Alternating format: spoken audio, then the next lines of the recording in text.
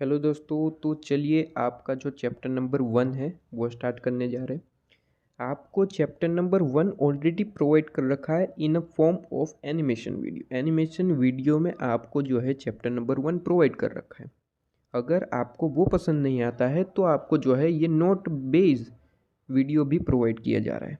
ठीक है, काफ़ी सारे स्टूडेंट का जो है मैसेज आया था कि अगर नोट्स से अगर वीडियो प्रोवाइड कर देते तो क्या है कि नोट्स पढ़ते वक्त हम आपका वीडियो बड़ी आसानी से देख पाते।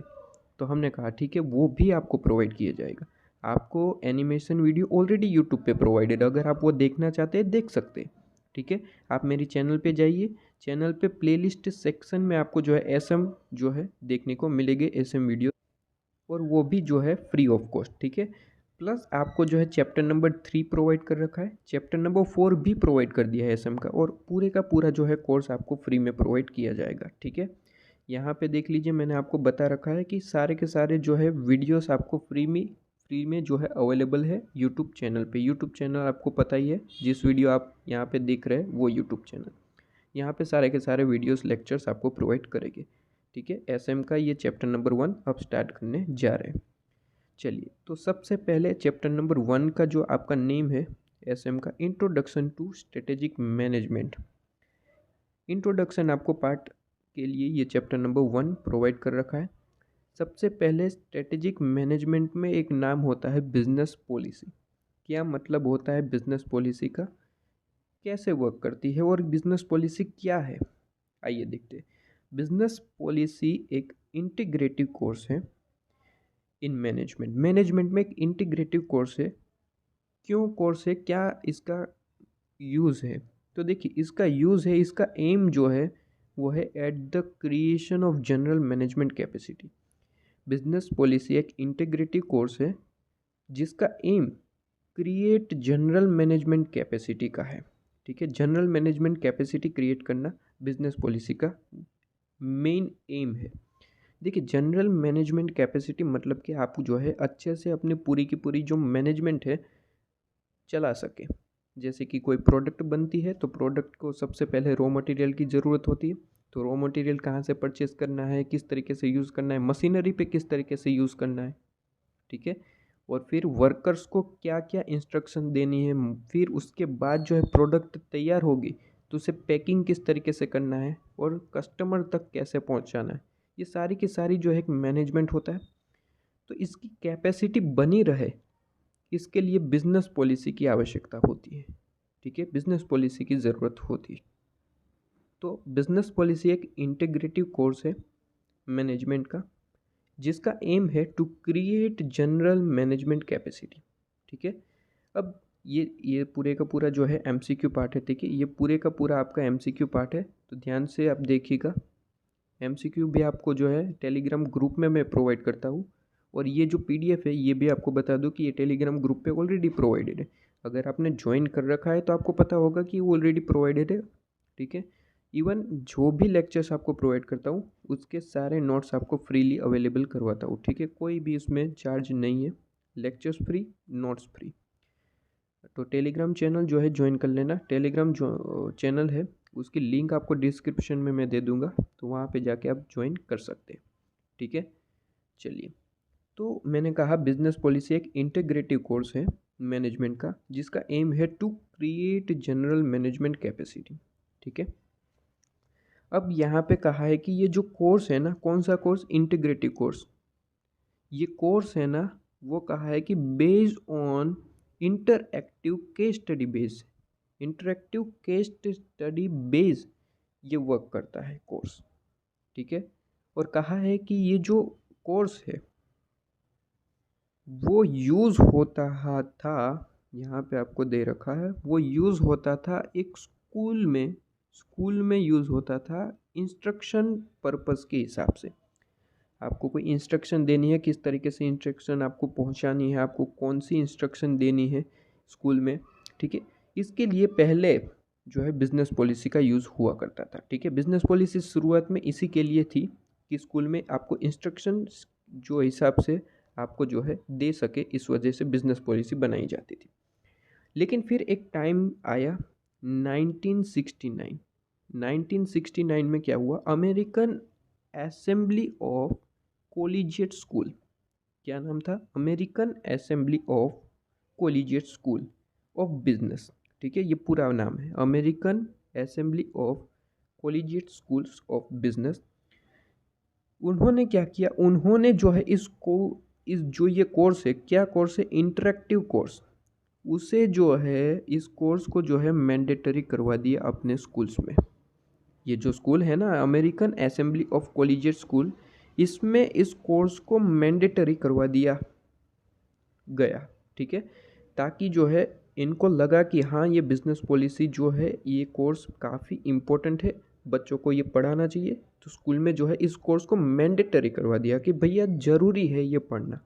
ठीक है, और क्यों आपका जो है ये मैंडेटरी करवा गया? तो यहाँ पे कहा गया है कि purpose of recognisations of business school management institute. ठीक है, तो ये आपको सिर्फ और सिर्फ इंट्रोडक्शन पार्ट दे रखा था। सबसे पहले तो आपको बताया कि मैंने बिजनेस पॉलिसी एक interactive case study, interactive course है।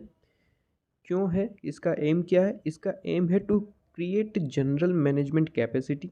ठीक है, और ये कोर्स वर्क किस तरीके से करता है? वर्क करता है based on interactive case study.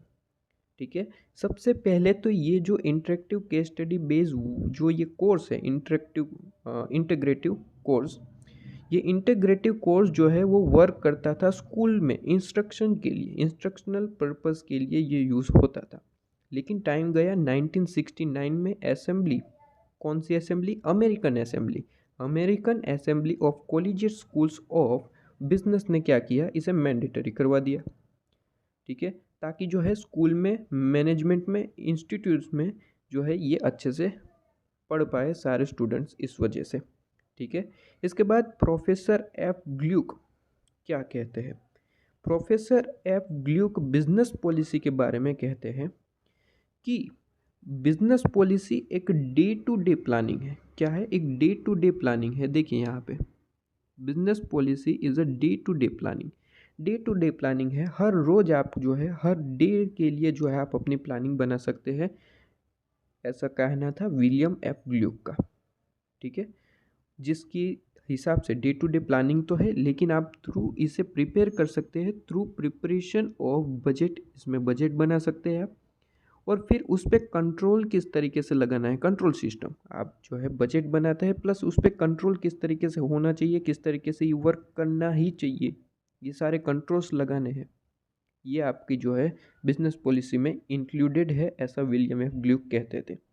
Control system किसी भी तरीके से हो सकता है, जैसे कि like capital budgeting, management by objectives, management by objective, या फिर कैपिटल बजटिंग, किसी भी तरीके से आप कंट्रोल जो है लगा सकते हैं। ठीक है, कैपिटल बजटिंग आप जो है एफएम में पढ़ते हैं। ठीक है, और मैनेजमेंट बाय ऑब्जेक्टिव्स का मतलब क्या होता है? तो वो देखिए, मैनेजमेंट बाय ऑब्जेक्टिव्स का मतलब होता है कि एक मैनेजमेंट का ऑब्जेक्टिव्स दिया जाना चाहिए। मतलब कि आपको मैनेजमेंट को पता होना चाहिए कि हमें जो है किस एरियाज़ में, किस दिशा में काम करना है। भाई मैनेजमेंट को पता ही नहीं होगा कि हमें क्या काम करना है, किस तरीके से करना है, तो फिर वो बिज़नेस नहीं चल सकता। इस वजह से मैनेजमेंट को ऑब्जेक्टिव्स पता होना चाहिए और उस तरीके से कंट्रोल सिस्टम चलना चाहिए। ठीक है, तो कंट्रोल किस तरीके से लगाना है? कैपिटल बजटिंग से भी लगा सकते हैं और मैनेजमेंट बाय ऑब्जेक्टिव्स के हिसाब से लगा सकते हैं। ठीक है, तो फिर से एक बार रिपीट करते हैं कि विलियम एफ ग्ल्यूक का मानना था, विलियम एफ ग्ल्यूक का मानना था कि बिजनेस पॉलिसी एक डे टू डे प्लानिंग है, डे टू डे प्लानिंग है, और उसे प्रिपरेशन किस तरीके से कर सकते हैं? Through preparation of budget and using control system. Budget उसका बनाए और कंट्रोल सिस्टम लाइक आप capital budgeting, management by objective. ठीक है, प्लस आप जो है डे टू डे प्लानिंग तो कर ही सकते हैं, plus then after long range planning was replace by strategic planning. अब ये जो बिजनेस पॉलिसी है ना, ध्यान से देखिएगा, ये जो बिजनेस पॉलिसी है आप देख रहे हैं, ये बिजनेस पॉलिसी है, ये पहले डे टू डे प्लानिंग के हिसाब से यूज़ होती थी, मैंने आपको बताया। फिर क्या हुआ, फिर समय गया, टाइम गया, ये लॉन्ग रेंज में यूज़ होने लगा। मतलब कि 1 साल, 2 साल, 5 साल, इस तरीके से यूज़ होने लगा। ठीक है, तो इस तरीके से यूज़ होने लगा, तो इसी को ही जो है एक नाम दे दिया गया, बिजनेस पॉलिसी को ही नाम दे दिया गया स्ट्रेटेजिक प्लानिंग। क्या नाम दिया गया? Strategic planning. पहले बिजनेस पॉलिसी हुआ करता था और किस तरीके से यूज़ होता था? डे टू डे हिसाब से। लेकिन उसे जो है एक लॉन्ग रेंज के हिसाब से यूज़ करना स्टार्ट कर दिया गया और नाम दे दिया गया स्ट्रेटेजिक प्लानिंग। असल में वही बिजनेस पॉलिसी है, लेकिन लॉन्ग रेंज में जब यूज़ होने लगा, रिप्लेस किया गया, तो उसे नाम दे दिया गया क्या? Strategic planning. क्लियर है? फिर लेटर बाय स्ट्रेटेजिक मैनेजमेंट, उसके बाद स्ट्रेटेजिक मैनेजमेंट भी नाम दे दिया गया। सिर्फ नाम चेंज हो रहा है और आपको ये याद रखना है। सबसे पहले तो बिजनेस पॉलिसी थी, डे टू डे हिसाब से यूज़ होता था। उसके बाद लॉन्ग रेंज में यूज़ होने लगा, स्ट्रेटेजिक प्लानिंग नाम दिया गया। और फिर वापस थोड़ा सा टाइम गया, अब प्रेजेंट टाइम में जो है उसे स्ट्रेटेजिक मैनेजमेंट कहा जाता है, जो आपका चैप्टर का नेम है, इंट्रोडक्शन टू स्ट्रेटेजिक मैनेजमेंट। ठीक है, तो ये स्ट्रेटेजिक मैनेजमेंट आपका नेम आ चुका। तो इसकी पूरी हिस्ट्री आपको यहाँ पे बताई गई है कि पहले वो बिजनेस पॉलिसी हुआ करती थी। ठीक है, जो आज यहाँ पे आपको देखने को मिलता है स्ट्रेटेजिक मैनेजमेंट के नाम से। ठीक है, और स्ट्रेटेजिक मैनेजमेंट करंट टाइम में जो है यहाँ पे कुछ आपको प्रोसेसेस इंक्लूडेड देखने को मिलते हैं। स्ट्रेटेजिक मैनेजमेंट कौन कौन सी प्रोसेस जो है वो इंक्लूडेड होती है? तो सबसे पहले देखिए, स्ट्रेटेजिक मैनेजमेंट में सबसे पहले प्रोसेस इंक्लूडेड होती है स्ट्रेटेजी फॉर्मुलेशन। स्ट्रेटेजी फॉर्मुलेशन का मतलब होता है स्ट्रेटेजी को बनाना, किस तरीके से आपको वर्क करना है स्ट्रेटेजी। एक सिंपल सा एग्जांपल दूँ तो एग्ज़ाम टाइम आ चुका है, 1 वीक का टाइम अभी बचा है, एक 1 वीक के बाद जो है आपकी एग्ज़ाम है। तो आप 1 वीक का पूरा एक टाइम टेबल बनाते हैं कि कौन से दिन आपको कितना वर्क करना है, कौन सा चैप्टर ख़त्म करना है। तो ये क्या है? एक आपने स्ट्रेटेजी फॉर्मुलेट की है, इसी का ही मतलब होता है स्ट्रेटेजिक फॉर्मुलेशन। क्लियर है? इम्प्लीमेंटेशन, इम्प्लीमेंटेशन का क्या मतलब है? देखिए, आपने वही एग्जांपल में आपने पूरा 1 वीक का टाइम टेबल बना लिया। आज आपको करना था 2 चैप्टर, 2 चैप्टर कंप्लीट करना था, टाइम टेबल के हिसाब से आपने जो स्ट्रेटेजी बनाई थी उसके हिसाब से। आप कर पाए एक ही चैप्टर, एक बाकी रह गया। तो आपने क्या किया, उस एक चैप्टर को कल शिफ्ट कर दिया कि भैया कल थोड़ा सा ज़्यादा वर्क कर लेंगे और इस चैप्टर को भी कल जो है कंप्लीट कर देंगे। तो ये आपने चेंज किया ना, आज करना था वो कल आपने शिफ्ट किया, इसे कहते हैं इम्प्लीमेंटेशन। मतलब कि आपने कुछ चेंजेस करे हैं। ठीक है, और उसके बाद होता है कंट्रोल। कंट्रोल का मतलब होता है आप, कंट्रोल का मतलब आपको भी पता है, जैसे कि एग्ज़ाम में आप चोरी ना करें, ठीक है, चीटिंग ना करें, इस वजह से जो है आपके ऊपर जो है सर टीचर्स को रखा जाता है। बेस्ट एग्जांपल कंट्रोल है। ठीक है, कि आप जो है किसी में से देख के लिख ना ले, इस वजह से आपको सर टीचर्स वहाँ पे होते। ठीक है, तो वो एक कंट्रोल है। क्लियर है? अब ये हुई डेफिनेशन विलियम एफ ग्लूक की, फिर से एक बार रिपीट करें। ठीक है, बिजनेस पॉलिसी के हिसाब से उन्होंने जो है कहा था कि बिजनेस पॉलिसी का इवोल्यूशन कैसे हुआ। बिजनेस पॉलिसी का इवोल्यूशन हुआ था, उन्होंने कहा कि सबसे पहले डेवलप हुई थी कि वो एक प्लानिंग टेक्निक बाय मैनेजर ने उन्होंने एक तरीके से प्लानिंग टेक्निक बनाई थी जिसे बिजनेस पॉलिसी कहा जाता था। और ये जो प्लानिंग टेक्निक बनाई थी वो डे टू डे के हिसाब से काम करती थी। ठीक है, और वो क्या काम करती थी? प्रिपरेशन ऑफ बजट, बजट बनाती थी, प्लस कंट्रोल आपकी सिस्टम रखती थी। ठीक है, कंट्रोल सिस्टम में किसी भी तरीके का हो सकता है, कैपिटल बजटिंग और मैनेजमेंट बाय ऑब्जेक्टिव्स। लेकिन फिर हुआ क्या, समय के चलते आपका लॉन्ग रेंज में ये जो प्लानिंग है बिजनेस पॉलिसी, ये यूज़ होने लगी लॉन्ग रेंज में। और लॉन्ग रेंज में यूज़ होने लगी, इसी को ही नाम दे दिया गया स्ट्रेटेजिक प्लानिंग। ठीक है, फिर थोड़ा सा समय गया, इसे नाम दे दिया गया स्ट्रेटेजिक मैनेजमेंट। अभी प्रेजेंट टाइम में जो नाम है वो है स्ट्रेटेजिक मैनेजमेंट। और जो ये प्रेजेंट टाइम में जो है आप नाम पढ़ते हैं स्ट्रेटेजिक मैनेजमेंट, उसमें 3 तरीके की प्रोसेस है। कौन कौन सी? स्ट्रेटेजिक फॉर्मुलेशन, इम्प्लीमेंटेशन और कंट्रोल। ठीक है, तो क्लियर है? इसके बाद यहाँ पे क्रिस्टेंसन्स एंड अदर, उन्होंने भी बिजनेस पॉलिसी की कोई डेफिनेशन दी है। उनका मानना था कि business policy study of functions, एक फंक्शंस की स्टडी करने की और रिस्पॉन्सिबिलिटी ऑफ सीनियर मैनेजमेंट उनकी जो स्टडी करने का काम है बिजनेस पॉलिसी। फंक्शंस मतलब कि काफ़ी सारे फंक्शंस होते हैं। देखिए, आप मैनेजमेंट की बात करें तो काफ़ी सारे फंक्शंस होते हैं, सेल, प्रोडक्शन, एचआर, ये सारे के सारे फंक्शंस हैं। ठीक है, तो ये फंक्शंस का स्टडी करना प्लस आपके जो सीनियर मैनेजमेंट की क्या रिस्पॉन्सिबिलिटी है आपके मैनेजमेंट में, सीनियर मैनेजर की। ठीक है, सीनियर मैनेजर की पूरी का पूरा मैनेजमेंट में क्या रिस्पॉन्सिबिलिटी है, उसकी स्टडी करना प्लस फंक्शंस की। इसका मतलब है बिजनेस पॉली। ये कौन कहता था? क्रिस्टेंसन्स एंड अदर। ठीक है, तो वो कहते थे कि business policy study of functions and responsibility of senior management. Senior management मतलब कि वहाँ पे सीनियर मैनेजर वर्क करते हैं। ठीक है, इसके बाद कहा है कि senior management plus crucial problems that affect success in total enterprise. अब देखिए, क्रूशियल प्रॉब्लम्स का मतलब क्या होता है? क्रूशियल प्रॉब्लम्स का मतलब होता है मैनेजमेंट में आने वाली प्रॉब्लम्स। क्या मतलब होता है? मैनेजमेंट में आने वाली प्रॉब्लम्स कैसी होती है, प्रॉब्लम्स क्या होती है? तो देखिए, मैनेजमेंट में काफ़ी सारी प्रॉब्लम्स आती है, जैसे कि पर्पस चॉइस करना, कि आपका पर्पस क्या होना चाहिए, ये एक तरीके से क्रूशियल प्रॉब्लम्स है। दूसरी आप कह सकते हैं what need to be done, क्या हमें करना है, क्या होना चाहिए, ये दूसरी प्रॉब्लम, क्रूशियल प्रॉब्लम। तीसरी प्रॉब्लम का एग्जांपल दूँ तो mobilisation of resource. Mobilisation of resources का क्या मतलब होता है? देखिए, रिसोर्सेज को आपको जो है टाइम टू टाइम चेंज करना पड़ता है। जैसे कि मैं एग्जांपल दूँ तो नोकिया। नोकिया एक टाइम पे लीड करता था मोबाइल इंडस्ट्री में, जब बटन वाले फ़ोन हुआ करते थे। टाइम गया, टच स्क्रीन मोबाइल आ चुके हैं, लेकिन नोकिया ने वो सब कुछ चेंज नहीं किया, प्लस जो एंड्रॉयड लेना था वो भी नहीं लिया। माइक्रोसॉफ्ट पहले प्रोसेसर आया करता था तो उसमें यूज़ करता था नोकिया। एंड्रॉयड जब आया तो नोकिया ने उसे नहीं लिया, तो टाइम गया तो वो नोकिया जो है उसका नाम ख़त्म हो गया। पहले वो किंग हुआ करता था। तो क्या मतलब हुआ, क्या यहाँ पे कहना चाहता है? क्या कहना चाहता है यहाँ पे? आपको रिसोर्सेज को टाइम टू टाइम उसे अपडेट करना पड़ेगा।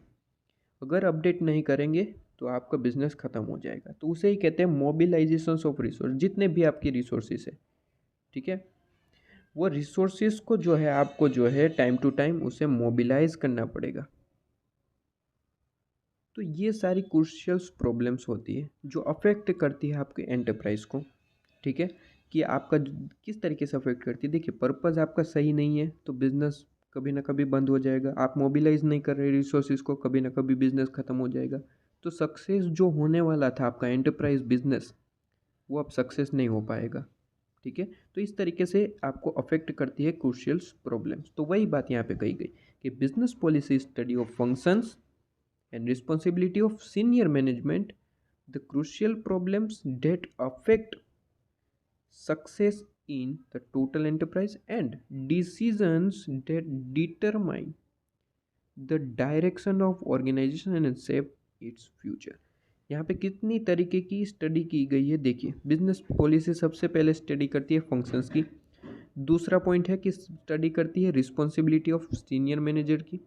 तीसरा पॉइंट स्टडी करती है क्रूशियल प्रॉब्लम्स की जो आपके एंटरप्राइज को, सक्सेस को अफेक्ट करते हैं।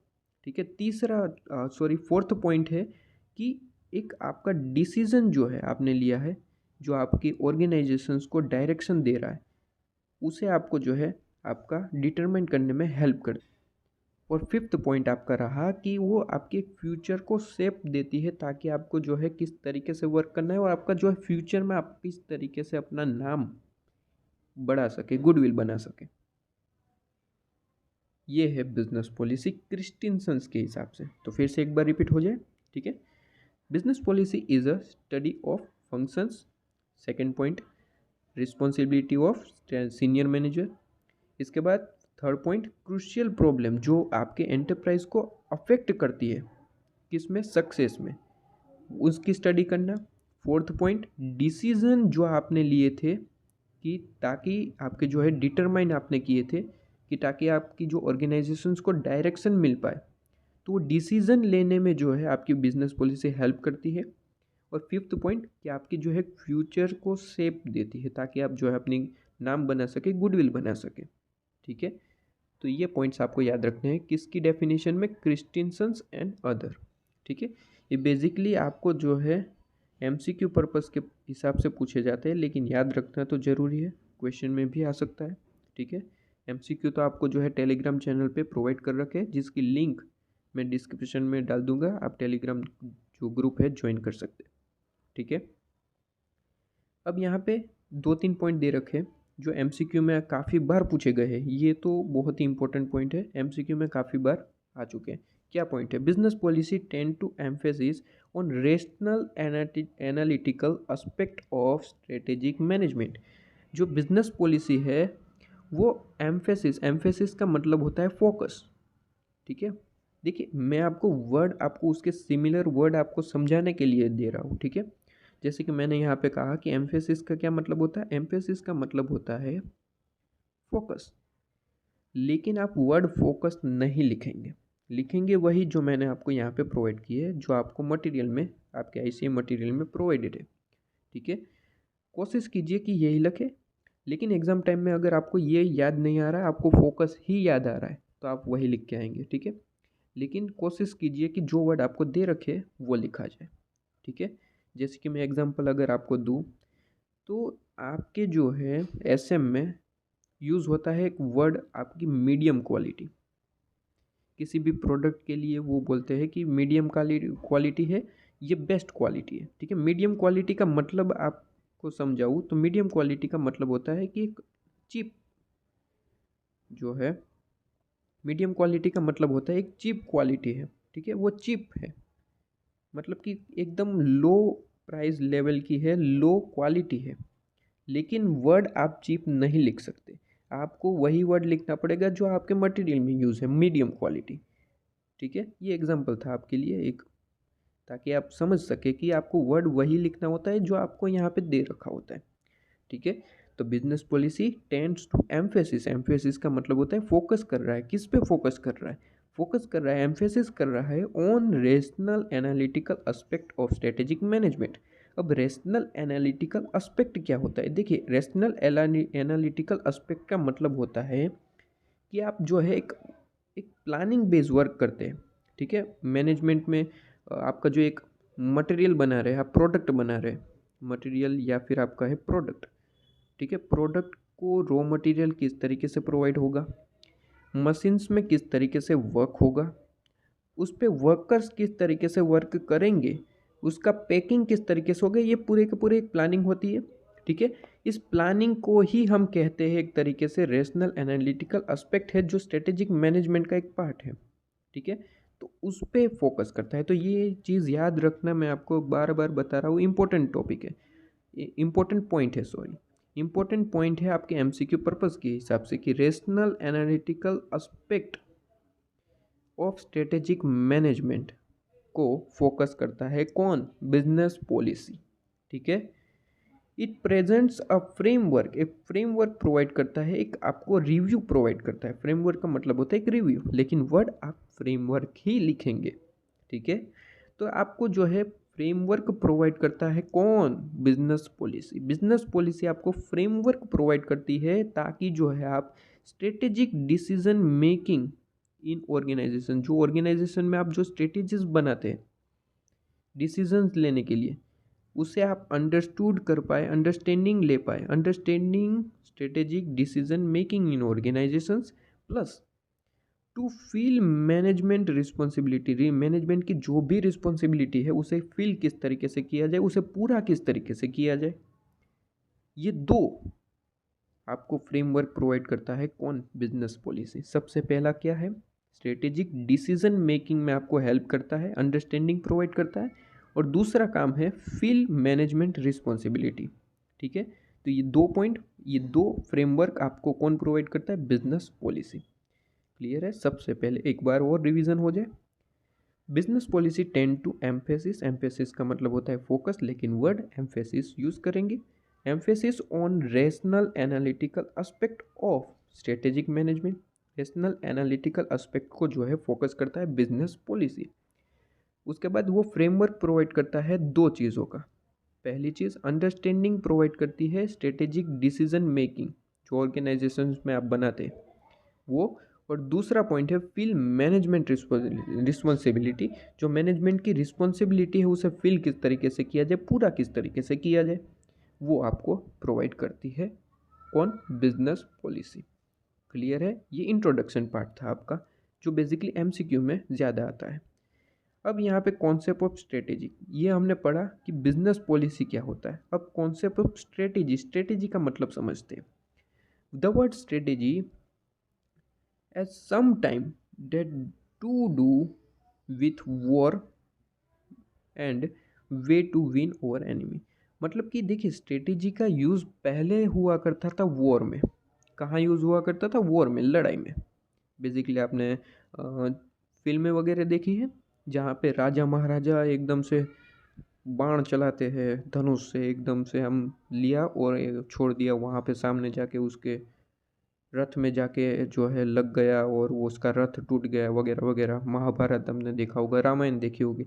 तो उस टाइम पे जो आपकी जो एनिमी है, शत्रु है, उस पे विन किस तरीके से किया जाए, उस तरीके से आपकी स्ट्रेटेजी बनाई जाती थी। बेसिकली वहाँ पे स्ट्रेटेजी का यूज़ होता था। और एक एग्जांपल दिया जाए, बाहुबली फिल्म आपने ज़रूर देखी होगी, बाहुबली, ठीक है? नहीं देखी है तो देखने की ज़रूरत नहीं है। और घर पे ऐसा बोलना भी मत कि लेक्चर्स में जो है सर्स ने कहा है कि बाहुबली देखना है, ठीक है? बिल्कुल भी नहीं मैं कह रहा हूँ। बाहुबली देखा नहीं है तो कोई दिक्कत नहीं है, और देखा है तो भी कोई दिक्कत नहीं है। वहाँ पे क्या था वो मैं आपको बता रहा हूँ। बाहुबली पूरी फिल्म नहीं बता रहा हूँ, एक जो हमारा पॉइंट से रिलेटेड है वो चीज़ बता रहा हूँ। बाहुबली में क्या होता है, बाहुबली में जो बाहुबली है और दूसरा कौन था वो भलाल देव और कटप्पा वगैरह जो थे, वहाँ पे क्या हुआ था, शत्रु ने आक्रमण कर दिया था उन पे। तो बाहुबली और जो भलाल देव है उन्होंने एक पूरी रणनीति बनाई थी, आपको याद हो तो, कि इस तरीके से आगे बढ़ेंगे और फिर डायरेक्ट राजा को जो है हरा देंगे, मार डालेंगे, कुछ भी करना है, ठीक है, कुछ भी करना होगा इस तरीके से।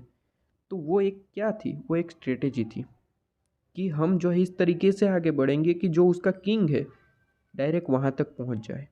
तो वो स्ट्रेटेजी थी, कब? वॉर के टाइम पे यूज़ होती थी, ठीक है? फिर क्या हुआ, in businesses have to response to dynamic,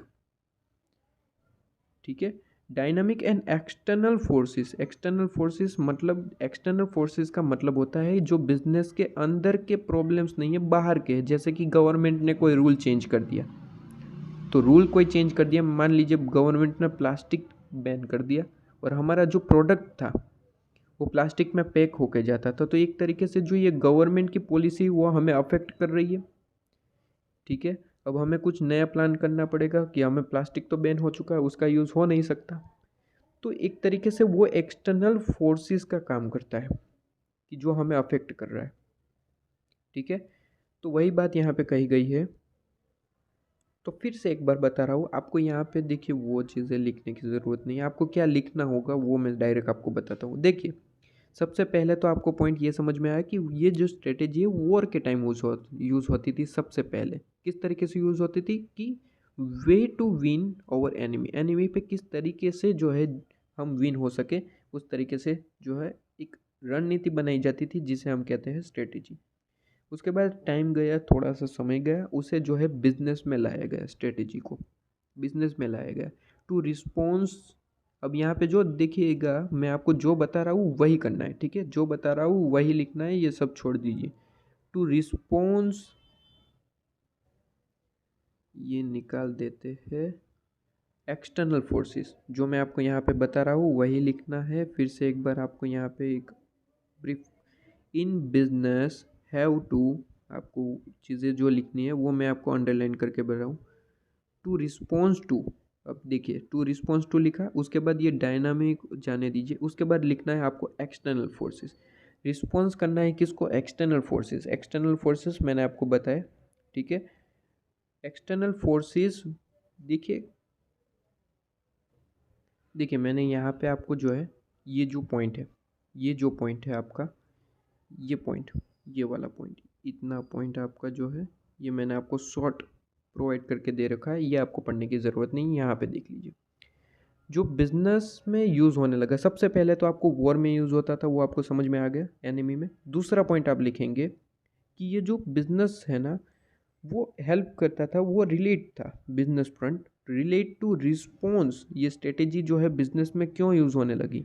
business में इसलिए यूज़ होने लगी कि हम जो है रिस्पॉन्स कर सके एक्सटर्नल फोर्सेस को, to get objective with aim to adopt environmental changes. Environmental changes मैंने आपको जो ही बताया कि मान लीजिए गवर्नमेंट ने जो है प्लास्टिक बैन कर दिया, तो प्लास्टिक बैन कर दिया तो उसके हिसाब से जो हम क्या चेंजेस ला सकते हैं जिससे हमारी एनवायरनमेंट चलती रहे, उसे कोई अफेक्ट ना हो, तो उसे ही कहते हैं एनवायरमेंटल चेंजेस। उसे एडॉप्ट करना किस तरीके से होगा, किस तरीके से हमें वर्क करना होगा, इसलिए स्ट्रेटेजी को जो है बिजनेस में लाया गया।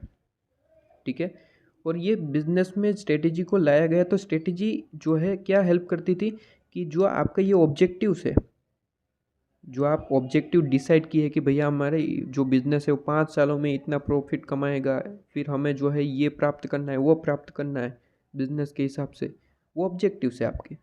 ठीक है, लेकिन ऑब्जेक्टिव्स आपके प्राप्त करने हैं तो आपको ध्यान रखना होगा कि जो आपके एम्स है उसे एडॉप्ट करने के लिए जितने भी एनवायरमेंटल चेंजेस हो रहे हैं, आपको अफेक्ट कर रहे हैं, उसे आपको जो है एडॉप्ट करना होगा, उसे जो है आपको प्राप्त करना होगा, उसे चेंज करना होगा। ठीक है, गवर्नमेंट ने प्लास्टिक बैन कर दिया, तो अगर आप कहेंगे कि भैया प्लास्टिक बैन कर दिया तो क्या हुआ, हम नहीं मानते उसे, ऐसा थोड़ी चलता है, तब तो आपकी जो है बिजनेस बंद हो जाएगी। ठीक है, तो फिर आपका जो है बिजनेस अनलीगली हो जाएगा। उसे आपको चेंज करना है कि हमें प्लास्टिक के अलावा क्या यूज़ कर सकते हैं जिससे हमारी प्रोडक्ट चलती रहे। ठीक है, तो उसे एडॉप्ट करना है, वो चेंजेस को एडॉप्ट करना है, और फिर क्या करना है, बाय सॉल्विंग प्रॉब्लम्स को सॉल्व करते हुए, प्लस आपको जो अनसर्टिनिटीज़ है, अनसर्टिनिटीज़ का मतलब क्या होता है, यही तो अनसर्टिनिटीज़ है कि आपकी जो है प्लास्टिक बैन कर दिया, तो आपका बिजनेस में अनसर्टिनिटी आ गई कि अब बिजनेस चलेगा कि नहीं चलेगा, ये अनसर्टिनिटी है। फिर आपने उसमें से कोई रास्ता निकाल लिया तो ठीक है। ठीक है, तो ये दो चीज़ें, by solving problems, by reducing uncertainty. ठीक है, ये रिस्पॉन्स देती है स्ट्रेटेजी बिजनेस में। तो बिजनेस रिलेटेड टू, यहाँ पे आप लिखेंगे बिजनेस। ठीक है, ये आपने लिख दिया यहाँ पे business. Business related to response external forces to get objective with aim to adopt environmental changes by solving problem or by solving या reducing uncertainty। क्या यही एग्ज़ाम में लिख सकते हैं, मतलब कि आपने यहाँ पे लिखा है, हाँ बिल्कुल यही एग्ज़ाम में अगर आ जाता है तो लिख के आना। ये सेकंड पॉइंट है आपका। ठीक है, फर्स्ट पॉइंट आपका क्या है, फर्स्ट पॉइंट है कि word strategy as some time that has to do with war में यूज़ हुआ करता था, और एनिमी में जो है विजय, आप विन कैसे हो पाए उस तरीके से स्ट्रेटेजी का यूज़ होता था। फिर टाइम गया, बिजनेस में आ चुका, बिजनेस में किस तरीके से, टू रिस्पॉन्स एक्सटर्नल फोर्सेस। ठीक है, एक्सटर्नल फोर्सेस को रिस्पॉन्स देने के लिए हमने जो है बिजनेस स्ट्रेटेजी को बिजनेस में लाया। और वो क्या करता था, वो करता था हमें हेल्प करता था कि सॉल्व, हमारी जितनी भी प्रॉब्लम्स था उसे सॉल्व करती थी, प्लस ये स्ट्रेटेजी क्या करती है, अपनी प्रॉब्लम्स को सॉल्व करती है, प्लस अनसर्टेनिटी को कम कर देती है। ठीक है, तो ये चीज़ें हैं, आपको 2 पॉइंट याद रखने हैं। इसके बाद यहाँ पे कहा है, अब यहाँ पे डिफरेंट डिफरेंट के हिसाब से पॉइंट आपको दे रखे, जैसे कि strategy is a game plan. ठीक है, स्ट्रेटेजी को गेम प्लान क्यों कहा जाता है, ऐसा क्वेश्चन शॉर्ट में क्वेश्चन आपको पूछा जाता है। दूसरे क्वेश्चन पूछा जाता है कि स्ट्रेटेजी को यूनिफाइड डिज़ाइन क्यों कहा जाता है। तीसरा क्वेश्चन पूछा जाता है, ये तो इंपॉर्टेंट पॉइंट है, स्ट्रेटेजी को लॉन्ग रेंज ब्लूप्रिंट क्यों कहा जाता है। ठीक है, और fourth point, strategy is a flexible design scheme, ऐसा क्यों कहा जाता है। तो ये सारे कारण है जो क्वेश्चन आपको पूछे जाते हैं कि आपको बताइए कि भैया स्ट्रेटेजी गेम प्लान क्यों है, बताइए यूनिफाइड डिज़ाइन क्यों है, या फिर बताइए कि लॉन्ग रेंज आप ब्लूप्रिंट कहते हैं, स्ट्रेटेजी को क्यों कहते हैं। ठीक है, तो ये क्वेश्चन पूछे जाते हैं, तो ध्यान से सुनिएगा। Strategy is the game plan, सबसे पहले देखते हैं स्ट्रेटेजी गेम प्लान क्यों कहा जाता है। देखिए, स्ट्रेटेजी को गेम प्लान इसलिए कहा जाता है, यहाँ पे आपको 2-3 चीज़ें याद रखनी है। जो मैं आपको बता रहा हूँ इस तरीके से ही याद रखना है, ठीक है। स्ट्रेटेजी को गेम प्लान कहा जाता है क्योंकि वो जो है यहाँ से देखिए, जो स्ट्रेटेजी है वो मैनेजमेंट में जो है आपका काम करता है, किस तरीके से यूज़ होता है, किस तरीके से यूज़ होता है टू मेक या फिर टू टेक मार्केट पोजीशंस को बनाने या फिर लेने के लिए जो है स्ट्रेटेजी यूज़ होती है। प्लस कंडक्ट करती है ऑपरेशंस, डिफरेंट डिफरेंट जो भी आपके ऑपरेशंस है, प्रोडक्ट को तैयार करना है, कुछ भी आपके जो भी आपके डे टू डे ऑपरेशंस रहे उसे कंडक्ट करना। प्लस आपके जो कस्टमर्स है, कस्टमर्स को अट्रैक्टिव करना प्लस सेटिस्फाई करना। ये तो सबसे ज़्यादा पॉइंट इंपॉर्टेंट है। कस्टमर ही नहीं, आपका ऑर्गेनाइजेशन ही नहीं रहेगा। कस्टमर्स का होना तो बहुत ही ज़रूरी होता है। उसे अट्रैक्ट किस तरीके से किया जाए, उसे सेटिस्फाई किस तरीके से किया जाए, ये कौन बताएगा? स्ट्रेटेजी बताएगी। स्ट्रेटेजी का यूज़ ही इसलिए होता है कि आपके मार्केट में पोजीशन बने। सबसे पहला पॉइंट, मार्केट में पोजीशंस बन पाए। दूसरा पॉइंट क्या बताया? कंडक्ट ऑपरेशन, तरह तरह के ऑपरेशन कंडक्ट हो पाए। तीसरा पॉइंट बताया अट्रैक्ट और सेटिस्फाई कस्टमर, अट्रैक्ट करना और सेटिस्फाई करना किसे? कस्टमर्स को। Plus two compete successfully. अब आपको भी पता है कि भैया मार्केट में हमारे कॉम्पिटिटर कितने सारे हो सकते हैं। आप कोई भी बिजनेस करें, कॉम्पिटिटर होगा ही होगा, ठीक है। तो उसे कॉम्पिटिटर को हम मार्क किस तरीके से दे सकते हैं, उस पे जो है वो जो प्रोवाइड कर रहा है उससे किस तरीके से डिफरेंट चीज़ें हम प्रोवाइड करें और कस्टमर्स को हमारी ओर अट्रैक्ट करें, उसे सेटिस्फाई करें। इसलिए हेल्प कौन करता है? स्ट्रेटेजी। क्लियर है? Compete successfully and achieve organisational objectives. आपके जितने भी ऑब्जेक्टिव्स है वो अचीव करने में कौन हेल्प करेगा? स्ट्रेटेजी, ठीक है। तो कितने पॉइंट हुए? 5 पॉइंट। सबसे पहला पॉइंट याद रखिए, टेक मार्केट पोजीशन। दूसरा पॉइंट, कंडक्ट ऑपरेशन। तीसरा point, attract and satisfy customer. Fourth point, compete successfully. और फिफ्थ पॉइंट, आपका जो ऑब्जेक्टिव्स है ऑर्गेनाइजेशनल उसे अचीव करना। अगर पूछा जाए कि strategy is a game plan समझाइए, तो आपको ये 5 पॉइंट लिख के आने कि strategy use to take market position, conduct operation, attract and satisfy customer, compete successfully and achieve organisational objective. Clear है? इसके बाद स्ट्रेटेजी को यूनिफाइड डिज़ाइन क्यों कहा जाता है? देखिए, यूनिफाइड डिज़ाइन इसलिए कहा जाता है, सबसे पहले तो उससे पहले तो मैं आपको बताऊं कि यूनिफाइड का मतलब क्या होता है। देखिए, यूनिफाइड का मतलब होता है ज्वाइंट करना। डिफरेंट डिफरेंट पार्ट्स होते हैं तो उसे एक तरीके से जोड़ना। जैसे कि ऑर्गेनाइजेशंस में आप देख सकते हैं कि काफ़ी सारे डिपार्टमेंट्स हो सकते हैं, sale department, purchase department, production department, HR department. तो वो सारे के सारे मिलकर काम करें, वो किस तरीके से संभव है? वो स्ट्रेटेजी के हिसाब से संभव है। एक स्ट्रेटेजी बनाई जाती है, उन्हें एक वर्क कहा जाता है कि आपको इतना करना है, उसके बाद उसे प्रोवाइड कीजिए इन्फॉर्मेशन, वो वर्क करेगा, उसके बाद उसे प्रोवाइड कीजिए, वो सारे हिल मिल कर काम करेंगे, ठीक है। तो यहाँ पे इसलिए स्ट्रेटेजी को यूनिफाइड कहा गया है। अब यूनिफाइड डिज़ाइन क्यों कहा गया है? देखिए, यूनिफाइड डिज़ाइन इसलिए कहा गया है क्योंकि जो ये यूनिफाइड डिज़ाइन, ये स्ट्रेटेजी जो है वो सबसे पहले तो लॉन्ग रेंज प्रोस्पेक्टिव है। क्या है? लॉन्ग रेंज प्रोस्पेक्टिव, जो मैंने आपको अभी अभी बताया था कि वो एक लॉन्ग रेंज प्रोस्पेक्टिव है, ठीक है। Long range prospective and securing अ, आपका एडवांटेज, ये क्रूशियल जान लीजिए, सिक्योरिंग अ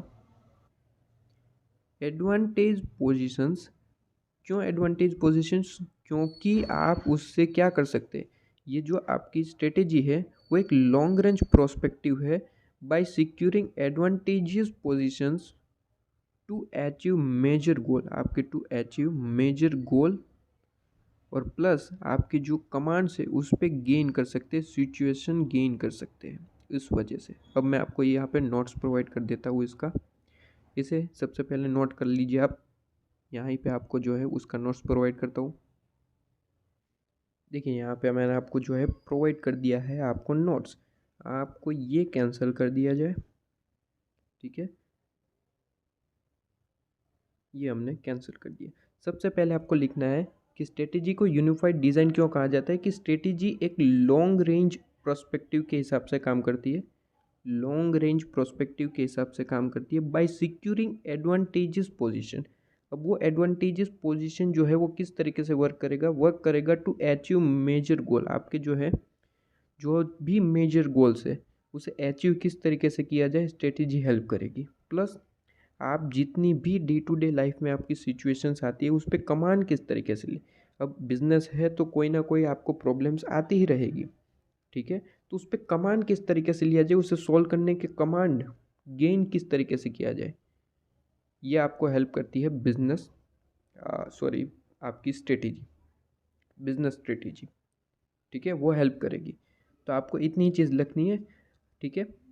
अगर क्वेश्चन क्या आ जाए स्ट्रेटेजी यूनिफाइड डिज़ाइन क्यों है, तो सबसे पहले कहना है आपको कि जो यूनिफाइड डिज़ाइन इसलिए है क्योंकि स्ट्रेटेजी जो है वो लॉन्ग रेंज प्रोस्पेक्टिव है बाय सिक्योरिंग एडवांटेजेस पोजीशंस, ठीक है। एडवांटेजेस पोजीशंस को आपको सिक्योर करना है। किस तरीके से सिक्योर करता है वो सिक्योर करता है आपके जितने भी मेजर गोल्स है उसे अचीव करता है। प्लस आपकी जो भी सिचुएशंस है उस पर कमांड गेन किस तरीके से बड़ा है, किस तरीके से जाए आपका कमांड, उसमें हेल्प करता है, ठीक है। तो ये आपका हो गया पॉइंट स्ट्रेटेजी यूनिफाइड डिज़ाइन। अब आगे जो आपका नेक्स्ट पॉइंट है strategic as a long range blueprint. Long range blueprint क्यों कहा जाता है स्ट्रेटेजी को, इसलिए कहा जाता है कि देखिए तीन चीज़ें ऑर्गेनाइजेशन में, तीन चीज़ें आपको देखने को मिलेगी। सबसे पहले तो इमेज, डिज़ायर इमेज। ऑर्गेनाइजेशंस ने कुछ ना कुछ अपनी इमेज डिज़ायर करके रखी होगी कि हमें यहाँ तक पहुँचना है, हमें वहाँ तक जाना है, हमारा नाम इतना बड़ा होना चाहिए। ये सारी क्या है, एक अपनी डिज़ायरमेंट है, इमेज, ठीक है। प्लस डायरेक्शन, हमें किस दिशा में जाना है, हमें किस तरीके से आगे बढ़ना है, किस दिशा में आगे बढ़ना है, ये भी ऑर्गेनाइजेशंस ने डिसाइड कर रखा होगा। Plus distinctions. अब डिस्टिंक्शंस का मतलब क्या होता है, देखिए स्थान, डिस्टिंक्शंस का क्या मतलब होता है, किसी भी प्रकार का स्थान, हमें किस जगह पे जाके रुकना है, किस जगह पे पहुंचना है, ठीक है। मान लीजिए कोई भी छोटा सा बिजनेस है, वो मतलब कि अपनी डिज़ायरमेंट कर रहा है कि हमें इतना बड़ा इन्वेस्टमेंट वाला जो है बिज़नेस इसे बनाना है, प्लस इस दिशा में आगे बढ़ना है और प्लस उसे कॉम्पीट करना है।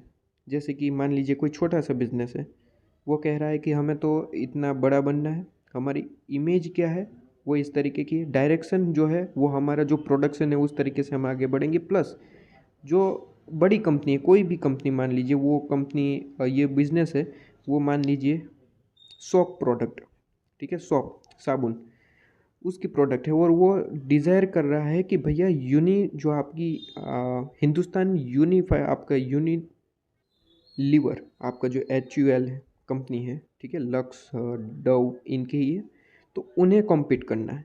तो एक तरीके से ये इमेज डिज़ायर की गई है कि हमारी इमेज कितनी होनी चाहिए, तो हम इतनी प्रोडक्ट अच्छे से प्रोवाइड करेंगे, क्वालिटी है। डायरेक्शन किस तरीके से है, डायरेक्शन है कि हम इस तरीके से जो है हमारा शॉप प्रोवाइड करते चलेंगे, इस तरीके से एडवर्टाइजमेंट करेंगे, इस तरीके से आगे बढ़ेंगे, ठीक है। और डिस्टिंक्शंस कि हम जो है आपका जो HUL है उसके कम्पीट में जाके खड़े रहेंगे, ये हमें एक स्थान डिसाइड किया, डिस्टिंक्शन डिसाइड किया। अब देखिए इसे ही क्वेश्चन के हिसाब से हमें लिखना है। जैसे कि डिज़ायर इमेज का मतलब क्या होता है, डिज़ायर इमेज का मतलब होता है what is want to be, हम क्या बनना चाहते हैं, ठीक है। ये आमने सामने क्वेश्चन दे रखे। डिज़ायर इमेज का मतलब होता है what it want to be, what it want to be, हम क्या बनना चाहते हैं, इसका मतलब होता है डिज़ायर इमेज। डिस्टिंक्शंस का मतलब होता है सॉरी डायरेक्शंस का मतलब होता है what it want to do, हम क्या करना चाहते हैं, इसका मतलब होता है डायरेक्शन, कि हम क्या करना चाहते हैं, ठीक है। और डिस्टिंक्शंस का मतलब होता है where it want to go, हम किस तरफ जाना चाहते हैं और कहाँ जाके खड़े रहना चाहते हैं, ठीक है। तो ये तीन चीज़ें हैं, आपको इसी तरीके से लिखना है। अगर क्वेश्चन आ जाए कि स्ट्रेटेजी लॉन्ग रेंज ब्लूप्रिंट, तो सबसे पहले आपको लिखना है कि ब्लूप्रिंट है of organisations desire image, direction और distinctions. It means desire image का मतलब होता है what it want to be, डायरेक्शन का मतलब होता है कि what it want to do, और डिस्टिंक्शंस का मतलब होता है where it want to go, कहाँ जाना चाहते, ठीक है। तो ये आपका हुआ लॉन्ग रेंज ब्लूप्रिंट। क्लियर है।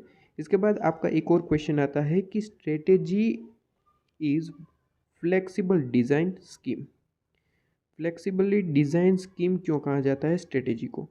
तो स्ट्रेटेजी को फ्लेक्सिबली डिज़ाइन स्कीम इसलिए कहा जाता है क्योंकि कॉरपोरेट एक्शन करता है। जो आपका ऑर्गेनाइजेशन से कॉरपोरेट है उसकी काफ़ी सारे एक्शंस होती है, इंटेंट होता है, एक्शंस होती है। किस तरीके की एक्शंस होती है? एक्शंस होती है टू मोबिलाइज रिसोर्सेज, जैसे कि मैंने आपको यहाँ पे भी पॉइंट में समझाया था। मोबिलाइज रिसोर्सेज, आपको चेंजेस करते रहने होंगे रिसोर्सेज में, जिस तरीके के चेंजेस करने पड़ेंगे हमें जो है टाइम जाते रेगुलरली टाइम टू टाइम जो है जो चेंजेस करने पड़ेंगे वो तो आपको करने ही होंगे। इसे ही कहते हैं मोबिलाइज, चेंज करना रिसोर्सेज को। ठीक है, तो टू मोबिलाइज रिसोर्सेज आपको चेंज करना होगा, plus two direct human effort, जो भी आपकी ह्यूमन एफर्ट है एंड बिहेवियर उनके, ठीक है, वर्कर्स है, आपके मैनेजर्स है, उनके एफर्ट किस तरीके से है, बिहेवियर किस तरीके से, उन्हें डायरेक्ट करना कि आपको किस तरीके से काम करना है, किस तरीके से आपको जो है कंट्रोल रखना है, तो उन्हें डायरेक्शन प्रोवाइड करना। Plus third point, to handle event and problem, जितनी भी प्रॉब्लम्स आती है, जितने भी इवेंट्स आते हैं उन्हें किस तरीके से हैंडल करना, वो आपको जो है स्ट्रेटेजी एक जो है आपको इन्फॉर्मेशन प्रोवाइड करती है कि उसे किस तरीके से आप हैंडल कर सकते, प्रॉब्लम्स को किस तरीके से सॉल्व कर सकते, वो कौन प्रोवाइड करता है? स्ट्रेटेजी। फिर फोर्थ पॉइंट कि आपका जो है यूटिलाइज, अपॉर्चुनिटी को यूटिलाइज किस तरीके से किया जाए, अपॉर्चुनिटी को यूटिलाइज किस तरीके से किया जाए। तो अपॉर्चुनिटी जितनी भी है आप जो है उसे अचीव किस तरीके से करें, यूटिलाइज किस तरीके से करें, वो आपको कौन प्रोवाइड करता है? वो इन्फॉर्मेशन प्रोवाइड करती है स्ट्रेटेजी। ठीक है, और आपके जो चैलेंजेस आपको डे टू डे, अब बिजनेस है तो चैलेंजेस देखने को मिलेगी, थ्रेट देखने को मिलेगी, आपको काफ़ी सारे थ्रेट देखने को मिलते हैं, चैलेंजेस देखने को मिलते हैं। तो उसे मीट करके हम जो है अपना कॉरपोरेट का सक्सेस किस तरीके से डिसाइड कर पाए, उसे मीट किस तरीके से कर पाए सक्सेस को, चैलेंजेस और थ्रेट को जो है हम पार करके। ठीक है, एक लेवल है हमारा, गेम खेलते हैं आप तो वहाँ पे लेवल होते हैं, एक लेवल के बाद दूसरा लेवल, दूसरे के बाद फिर लास्ट में आप जो है उसे सक्सेस करते हैं। तो यहाँ पे भी इस तरीके से काफ़ी सारे चैलेंजेस देखने को मिलेंगे, थ्रेट देखने को मिलेंगे, उसे आपको जो है सक्सेस करते हुए, उसे पार करते हुए आपको जो है अपनी कॉरपोरेट का सर्वाइवल और सक्सेस मीट करना है, पहुँचना है वहाँ तक। ठीक है, तो यहाँ पे कितने पॉइंट हुए? सबसे पहला मोबिलाइज करना है रिसोर्सेज को, दूसरा पॉइंट हुआ ह्यूमन एफर्ट और बिहेवियर को जो है डायरेक्ट करना है, किस तरफ आपको काम करना है, किस तरीके से काम करना है। फिर थर्ड पॉइंट क्या बताया? थर्ड पॉइंट बताया हैंडल करना है आपको इवेंट एंड प्रॉब्लम्स। फिर फोर्थ पॉइंट बताया कि आपकी जो भी अपॉर्चुनिटीज़ है उसका यूटिलाइज किस तरीके से किया जाए। और फिर मैंने आपको बताया कि to meet challenges and threat for corporate survive and success. ठीक है, चैलेंजेस और थ्रेट को आप किस तरीके से सर्वाइव कर पाए, आप उसमें मीट किस तरीके से कर पाए। तो ये आपका पॉइंट हुआ strategic is a flexible design scheme. ठीक है, अगर पूछा जाए तो आपको लिखना है कॉरपोरेट इंटेंट एंड एक्शन, ये फिर उसके बाद आप लिखेंगे ये 5 पॉइंट्स जो मैंने आपको बताए। ठीक है, क्लियर है। तो ये तो सिर्फ और सिर्फ आपका इंट्रोडक्शन पार्ट ही अभी चल रहा है, ये आपका कॉन्सेप्ट ऑफ स्ट्रेटेजी था। इसमें एक और पॉइंट होता है आपका, कहाँ गया, ये रहा, स्ट्रेटेजी फॉर टॉप मैनेजमेंट किस तरीके से काम करता है स्ट्रेटेजी टॉप मैनेजमेंट के लिए।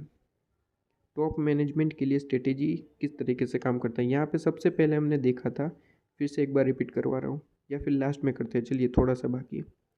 सबसे पहले टॉप मैनेजमेंट में वर्क किस तरीके से करता है। सबसे पहले देखिए टॉप मैनेजमेंट के लिए स्ट्रेटेजी किस तरीके से वर्क करती है, तो ये फ्रेमवर्क प्रोवाइड करती है। जो स्ट्रेटेजी है वो, जो आपका टॉप मैनेजमेंट है उसे एक इंटीग्रेटेड फ्रेमवर्क प्रोवाइड करती है। ये फ्रेमवर्क किस तरीके का होता है? ये फ्रेमवर्क होता है आपको जो है वो बताता है कि किस तरीके से आप जो है सर्च कर पाए, क्या सर्च करना है, सर्च करना है आपको अपने बेनिफिट्स अपॉर्चुनिटी। ठीक है, उसे इवेल्युएट किस तरीके से किया जाए, इवेल्युएट का मतलब होता है बना किस तरीके से सकते हैं, उसे एक्सप्लॉइट किस तरीके से कर सकते हैं, ताकि आप जो अपने बेनिफिट जो है, अपॉर्चुनिटीज़ जो है उसे सर्च किस तरीके से कर पाए, इवेल्युएट किस तरीके से कर पाए और एक्सप्लॉइट किस तरीके से कर पाए। वो एक स्ट्रेटेजी जो है टॉप मैनेजमेंट को फ्रेमवर्क प्रोवाइड करती है, पहला पॉइंट। पहला पॉइंट क्या हुआ, to search for, evaluate, exploit, benefit, opportunity. ठीक है, सबसे पहला to search, second evaluate, exploit, benefit, opportunity. ठीक है, ये फर्स्ट पॉइंट हुआ, टॉप मैनेजमेंट को ये फ्रेमवर्क प्रोवाइड करता है। सेकंड फ्रेमवर्क प्रोवाइड करता है कि to precise and meet potential threat, आपके जितने भी बिजनेस से रिलेटेड थ्रेट्स है, ठीक है, थ्रेट्स है प्लस आपके जो है क्राइसिस है, मतलब कि उसका मतलब ये थ्रेट होता है, जितने भी आपके चैलेंजेस आपको देखने को मिलते हैं, थ्रेट देखने को मिलते हैं, उसे हम किस तरीके से मीट कर पाए, ये दूसरा फ्रेमवर्क प्रोवाइड करता है। कौन, स्ट्रेटेजी, किसको, टॉप मैनेजमेंट को। क्लियर है। फिर थर्ड पॉइंट कहता है कि to make full use of resources, resources को किस तरीके से हम फुल्ली यूज़ कर पाए, ताकि जो हमारा बिजनेस जो है, हमारा एनवायरनमेंट जो है, हमारा ऑर्गेनाइजेशन जो है, वो एक तरीके से बेनिफिट ले सके, प्रॉफिट कर पाए। तो क्या पॉइंट हुआ, to make full use of resources. ठीक है, full use of resources and strength. और आपका जो फोर्थ पॉइंट है वो है आपका offset, to offset corporate weakness. देखिए, सबसे पहले तो ऑफसेट का मतलब क्या होता है, ऑफसेट का मतलब होता है रिड्यूस करना। ऑफसेट का मतलब क्या होता है, ऑफसेट का मतलब होता है रिड्यूस करना। रिड्यूस क्या रिड्यूस करता है, रिड्यूस करता है आपकी वीकनेस को, जितनी भी वीकनेस है उसे रिड्यूस करता है ताकि आपकी प्रॉफिटेबिलिटी बढ़ सके। ठीक है, तो स्ट्रेटेजी चार तरीके की फ्रेमवर्क प्रोवाइड करती है, किसे, टॉप मैनेजमेंट को। सबसे पहला मैंने आपको जो है पॉइंट बताया यहाँ पे कि स्ट्रेटेजी जो है वो आपको, सबसे पहला पॉइंट आपको लिखना है कि to search, evaluate and exploit benefit opportunity. Beneficial जो अपॉर्चुनिटी है वो सर्च करके देती है, इवेल्युएट करके देती है, प्लस एक्सप्लॉइट करके देती है। ठीक है, फिर सेकंड पॉइंट मैंने आपको बताया कि आप उसे मीट कर पाएंगे, किसे, थ्रेट को, जितने भी आपके बिजनेस के थ्रेट्स है उसे आप मीट कर पाएंगे। पोटेंशियल का मतलब होता है पॉसिबल। ठीक है, पोटेंशियल का मतलब क्या होता है, जितने भी पॉसिबल थ्रेट है उसे आप मीट कर पाए, इस तरीके की आपको स्ट्रेटेजी जो है स्ट्रेंथ प्रोवाइड करती है ताकि आप उसे मीट कर पाए। ठीक है, सेकेंड पॉइंट। थर्ड पॉइंट है to make full use of resources, जितने भी आपके रिसोर्स, देखिए रिसोर्सेज किसी भी तरीके के हो सकते हैं। ठीक है, मैन, मनी, पावर, किस तरीके भी, लैंड, ठीक है, ये रिसोर्सेज है सारे के सारे। इसे फुल्ली यूज़ किस तरीके से किया जाए ताकि आपका जो ऑर्गेनाइजेशन है वो बेनिफिट ले पाए, प्रॉफिट कर पाए, तो ये कौन प्रोवाइड करेगा, स्ट्रेटेजी प्रोवाइड करेगी, किसे, टॉप मैनेजमेंट को। फोर्थ पॉइंट लिखना है टू ऑफसेट, ऑफसेट का मतलब होता है रिड्यूस कॉरपोरेट वीकनेस, जितनी भी आपकी कॉरपोरेट की वीकनेस है उसे रिड्यूस करता है, उसे ऑफसेट करता है। वर्ड आप ऑफसेट ही लिखेंगे, रिड्यूस नहीं लिखेंगे। ठीक है, अब यहाँ पे कहा है next point, in large organisations, large organisations में क्या होता है कि तीन तरीके के लेवल होते हैं। सबसे पहला कॉरपोरेट लेवल, दूसरा लेवल होता है बिजनेस लेवल। क्या होता है, बिजनेस लेवल, जिसे हम जो है डिविजनल लेवल भी कहते हैं। ठीक है, बिजनेस लेवल, डिविजनल लेवल दोनों एक ही है। और थर्ड आपका लेवल होता है फंक्शनल लेवल। ठीक है, अब ये लेवल का क्या मतलब होता है और क्या होता है इस लेवल का, तो देखिए यहाँ पे इसे आपको जो है डिटेल में पढ़ना है। यहाँ पे आप देखेंगे लेवल को, ये रहे लेवल जो है, मैं अभी आपको पढ़ाऊँगा। ठीक है, लेवल को आपको डिटेल में पढ़ना है, तो वहाँ पे हम देखेंगे कि कॉरपोरेट, डिविजनल और फंक्शनल लेवल का क्या मतलब होता है। ठीक है, अब देखिए यहाँ पे नेक्स्ट आपका पॉइंट है कि स्ट्रेटेजी जो है पार्टली प्रोएक्टिव और पार्टली रिएक्टिव क्यों कहा जाता है। पार्टली प्रोएक्टिव, पार्टली रिएक्टिव क्यों कहा जाता है, सबसे इम्पोर्टेंट पॉइंट जिस पे एमसीक्यू क्वेश्चन कुछ भी आ सकता है और इम्पोर्टेंट पॉइंट है। ठीक है, तो देखिए पार्टली प्रोएक्टिव और पार्टली रिएक्टिव क्यों कहा जाता है, इस पे जो मैंने आपको एनिमेशन वीडियो प्रोवाइड किया है वो आप देखेंगे। ठीक है, बहुत ही अच्छे से आपको जो है पॉइंट और प्लस नोट्स आपको वहाँ पे प्रोवाइड कर रखे एनिमेशन वीडियो में। एनिमेशन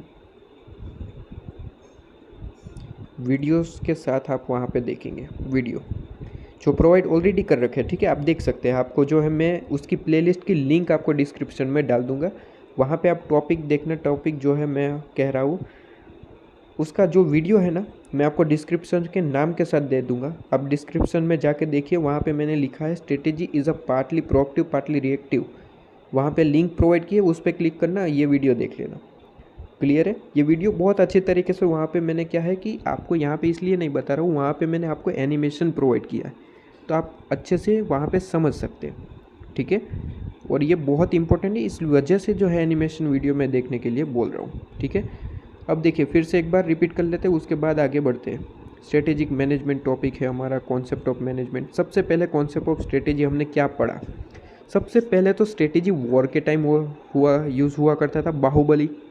ठीक है, क्यों यूज़ हुआ करता था? क्योंकि हम जो है शत्रु पे विन हो सके, विन ओवर एनिमी। ठीक है, उसके बाद क्या होने लगा? उसके बाद बिजनेस में यूज़ होने लगा।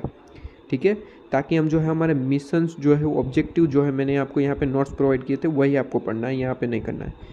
उसे ऑप्ट कर पाए किसे? मिशन और ऑब्जेक्टिव्स को।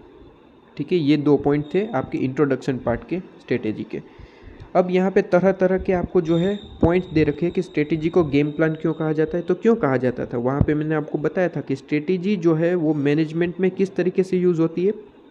सबसे पहला point, to take market position. Second point, कि आपका जो ऑपरेशंस है वो कंडक्ट कर पाए। थर्ड पॉइंट मैंने कहा कि कस्टमर्स को अट्रैक्ट और सेटिस्फाई करना। और फोर्थ पॉइंट मैंने आपको बताया था कि आपको सक्सेसफुली आप जो है अपना ऑब्जेक्ट किस तरीके से अचीव कर पाए। ठीक है, तो ये पॉइंट थे जिसकी वजह से हम कह सकते हैं कि स्ट्रेटेजी एक तरीके से गेम प्लान है। फिर यूनिफाइड डिज़ाइन क्यों कहा जाता है स्ट्रेटेजी को? तो ये स्ट्रेटेजी को यूनिफाइड डिज़ाइन क्योंकि इसलिए कहा जाता है क्योंकि स्ट्रेटेजी जो है वो लॉन्ग रेंज प्रोस्पेक्टिव है और सिक्योर करता है हमारे एडवांटेजेस पोजीशंस। ठीक है, और सिक्योर करता है, प्लस हमारा जो मेजर गोल्स है, प्लस हमारे जो कमांड्स है किस पे? सिचुएशन पे, उसे जो है इंक्रीज कर देता है, गेन कर देता है।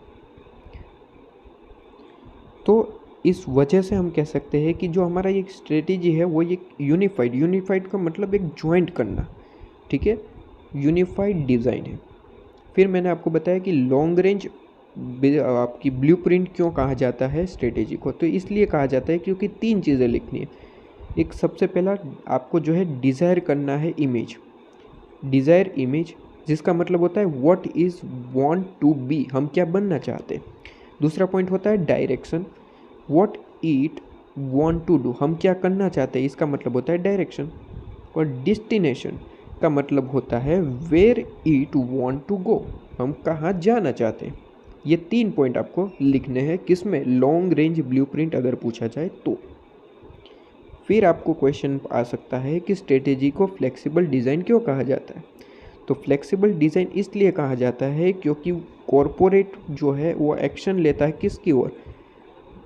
एक्शन ले सके, किस में एक्शन ले सके?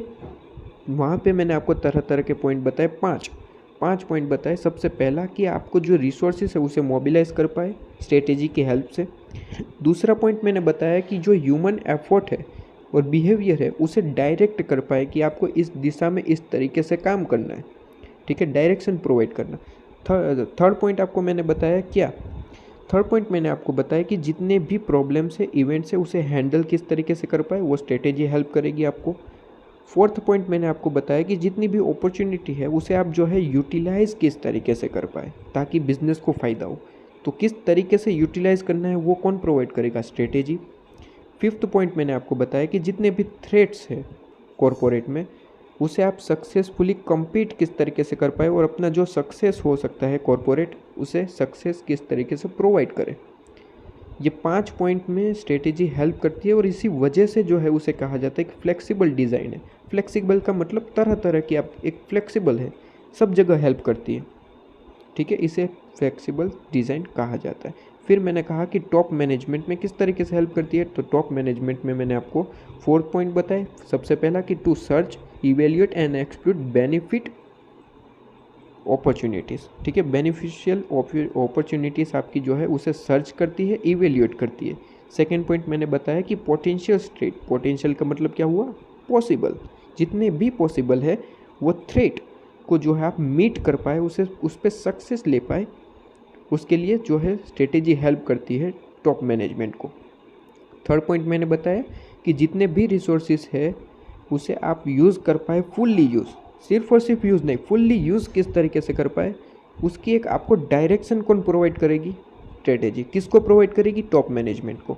और फोर्थ पॉइंट मैंने आपको बताया कि to offset corporate weakness, corporate weakness जितनी भी है उसे ऑफसेट, ऑफसेट का मतलब क्या होता है? रिड्यूस, रिड्यूस किस तरीके से कर पाए। ठीक है, ये फोर्थ पॉइंट आपको लिखने हैं टॉप मैनेजमेंट के हिसाब से पूछा जाए क्वेश्चन तो। और फिर मैंने आपको बताया कि 3 तरीके के लेवल होते हैं ऑर्गेनाइजेशन में, जो डिटेल में आपको यहाँ पे पढ़ने ही होते हैं, डिटेल में आपको यहाँ पे इसी चैप्टर में प्रोवाइडेड है। ठीक है, 3 तरीके के लेवल होते हैं। सबसे पहला कॉरपोरेट, सेकंड बिजनेस लेवल जिसे हम डिविजनल लेवल भी कहते हैं, और थर्ड पॉइंट आपका फंक्शनल लेवल। ठीक है, और मैंने आपको बताया पार्टली प्रोएक्टिव पार्टली रिएक्टिव, काफ़ी इंपॉर्टेंट क्वेश्चन। ठीक है, जिसे मैंने आपको एनिमेशन वीडियो प्रोवाइड किया वो आप देखेंगे, और वो भी फ्री है। ठीक है, फ्री वीडियो अवेलेबल है, कोई भी चार्ज करना ही नहीं है आपसे। ठीक है, कोई भी लेक्चर हो किसी में भी चार्ज नहीं करना है, प्लस आपको नोट्स भी फ्री में ही प्रोवाइड करने हैं, वहाँ पे भी चार्ज नहीं करना है। बस आप सपोर्ट करते रहे, सब्सक्राइब करते रहे, लाइक करते रहे, ताकि जो है मैं आगे और वीडियोस प्रोवाइड करता रहूँ। ठीक है, इसके बाद यहाँ पे आपका नेक्स्ट टॉपिक आता है स्ट्रेटेजिक मैनेजमेंट। ठीक है, आइए स्ट्रेटेजिक मैनेजमेंट, सबसे पहले तो ये कॉन्सेप्ट ऑफ मैनेजमेंट बाकी है। ठीक है, कॉन्सेप्ट ऑफ मैनेजमेंट देखते हैं। चलिए अब आगे बढ़े। ठीक है, तो सबसे पहले तो वापस एक बार देख लेना है बिजनेस पॉलिसी के बारे में। मैंने बताया आपको कि एक इंटीग्रेटिव कोर्स देखने को मिलता था आपका। बेसिकली यहाँ पे एक चीज़ नोट्स में रह गई है क्या? यहाँ पे एक चीज़ मैंने लिखी थी, शायद यहाँ पे कट गई है। कोई बात नहीं, नोट्स में मैं चेंजेस कर दूंगा। ये नोट्स में यहाँ पे क्या चीज़ रह गई है देखना ज़रा। यहाँ पे रह गया है आपका 1911 जो पार्ट था वो रह गया है न। क्या हुआ था 1911 में? Harvard Harvard business school, Harvard business school, इन्होंने क्या किया था? सबसे पहली बार जो है बिजनेस पॉलिसी को इंट्रोड्यूस किया था। जो है ये आप देख रहे हैं ना इंटीग्रेटिव कोर्स, इसे इंट्रोड्यूस किसने किया था? इसे इंट्रोड्यूस किया था हार्वर्ड बिजनेस स्कूल ने। कब किया था? 1911 में। ये पार्ट यहाँ पे रह गया है शायद। कोई बात नहीं, लेकिन मैं आपको नोट्स जब ये वापस प्रोवाइड करूँगा, एक बार तो आपको प्रोवाइड कर दिया है, उसमें शायद चेंजेस ना हो, आपको मैं अपडेट नोट्स अभी के अभी प्रोवाइड कर देता हूँ टेलीग्राम पे। ठीक है, तो यहाँ पे एक चीज़ ये जो रह गई थी, हार्वर्ड बिजनेस स्कूल ने जो है इंटीग्रेटिव कोर्स को इंट्रोड्यूस किया था। कब? 1911 में। ये चीज़ यहाँ पे रह गई थी जो मैंने आपको बता दी। बाकी तो सब कुछ ठीक है। इसके बाद मैंने आपको कॉन्सेप्ट ऑफ स्ट्रेटेजी बताया। ठीक है, अब आइए यहाँ पे देखते हैं कॉन्सेप्ट ऑफ मैनेजमेंट। देखिए यहाँ पे कॉन्सेप्ट ऑफ मैनेजमेंट में किस तरीके से, यहाँ पे 2 पार्ट आपको देखने को मिलते हैं। बेसिकली मैनेजमेंट किस तरीके से होता है, 2 पार्ट्स में मैनेजमेंट होता है यहाँ पे कहा गया है। सबसे पहला पार्ट तो आपको यहाँ पे देखने को मिलेगा की ग्रुप का। कौन सा? की ग्रुप। देखिए यहाँ पे ये रहा की ग्रुप। पहला पार्ट में आपको देखने को मिलेगा की ग्रुप, और दूसरे पार्ट्स में आपको देखने को मिलेगा फंक्शंस। डिफरेंट डिफरेंट फंक्शंस के हिसाब से आप मैनेजमेंट कर सकते हैं इस तरीके से। सबसे पहले बात करते हैं की ग्रुप की।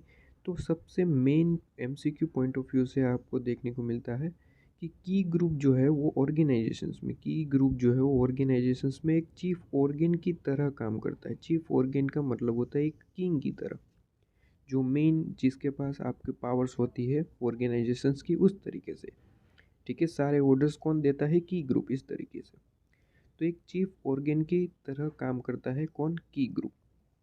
ठीक है, इनके क्या क्या काम्स होते हैं, क्या करता है वो? तो देखिए यहाँ पे आपको कहा है कि वो करता है आपको सबसे पहले to make entity purposeful and productive. Entity को आपको पर्पसफुल बनाना है, मतलब कि एंटिटी का कोई पर्पस ही नहीं होगा तो सीधी सी बात है एंटिटी चलेगी कैसे? कोई ना कोई तो आपका पर्पस होना ही चाहिए, तभी तो काम आगे बढ़ेगा। इसके बाद नेक्स्ट है कि प्रोडक्टिव, आपका कोई ना कोई प्रोडक्शन होना चाहिए। आप कोई प्रोडक्ट ही बना नहीं रहे तो एंटिटी किस काम की? ठीक है, तो सबसे पहले तो आपका चीफ ऑर्गेन जो की ग्रुप है उसका क्या काम हुआ? उसका काम हुआ to make entity purposeful and productive.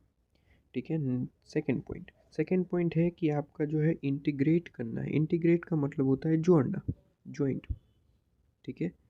To integrate the disorganised resources.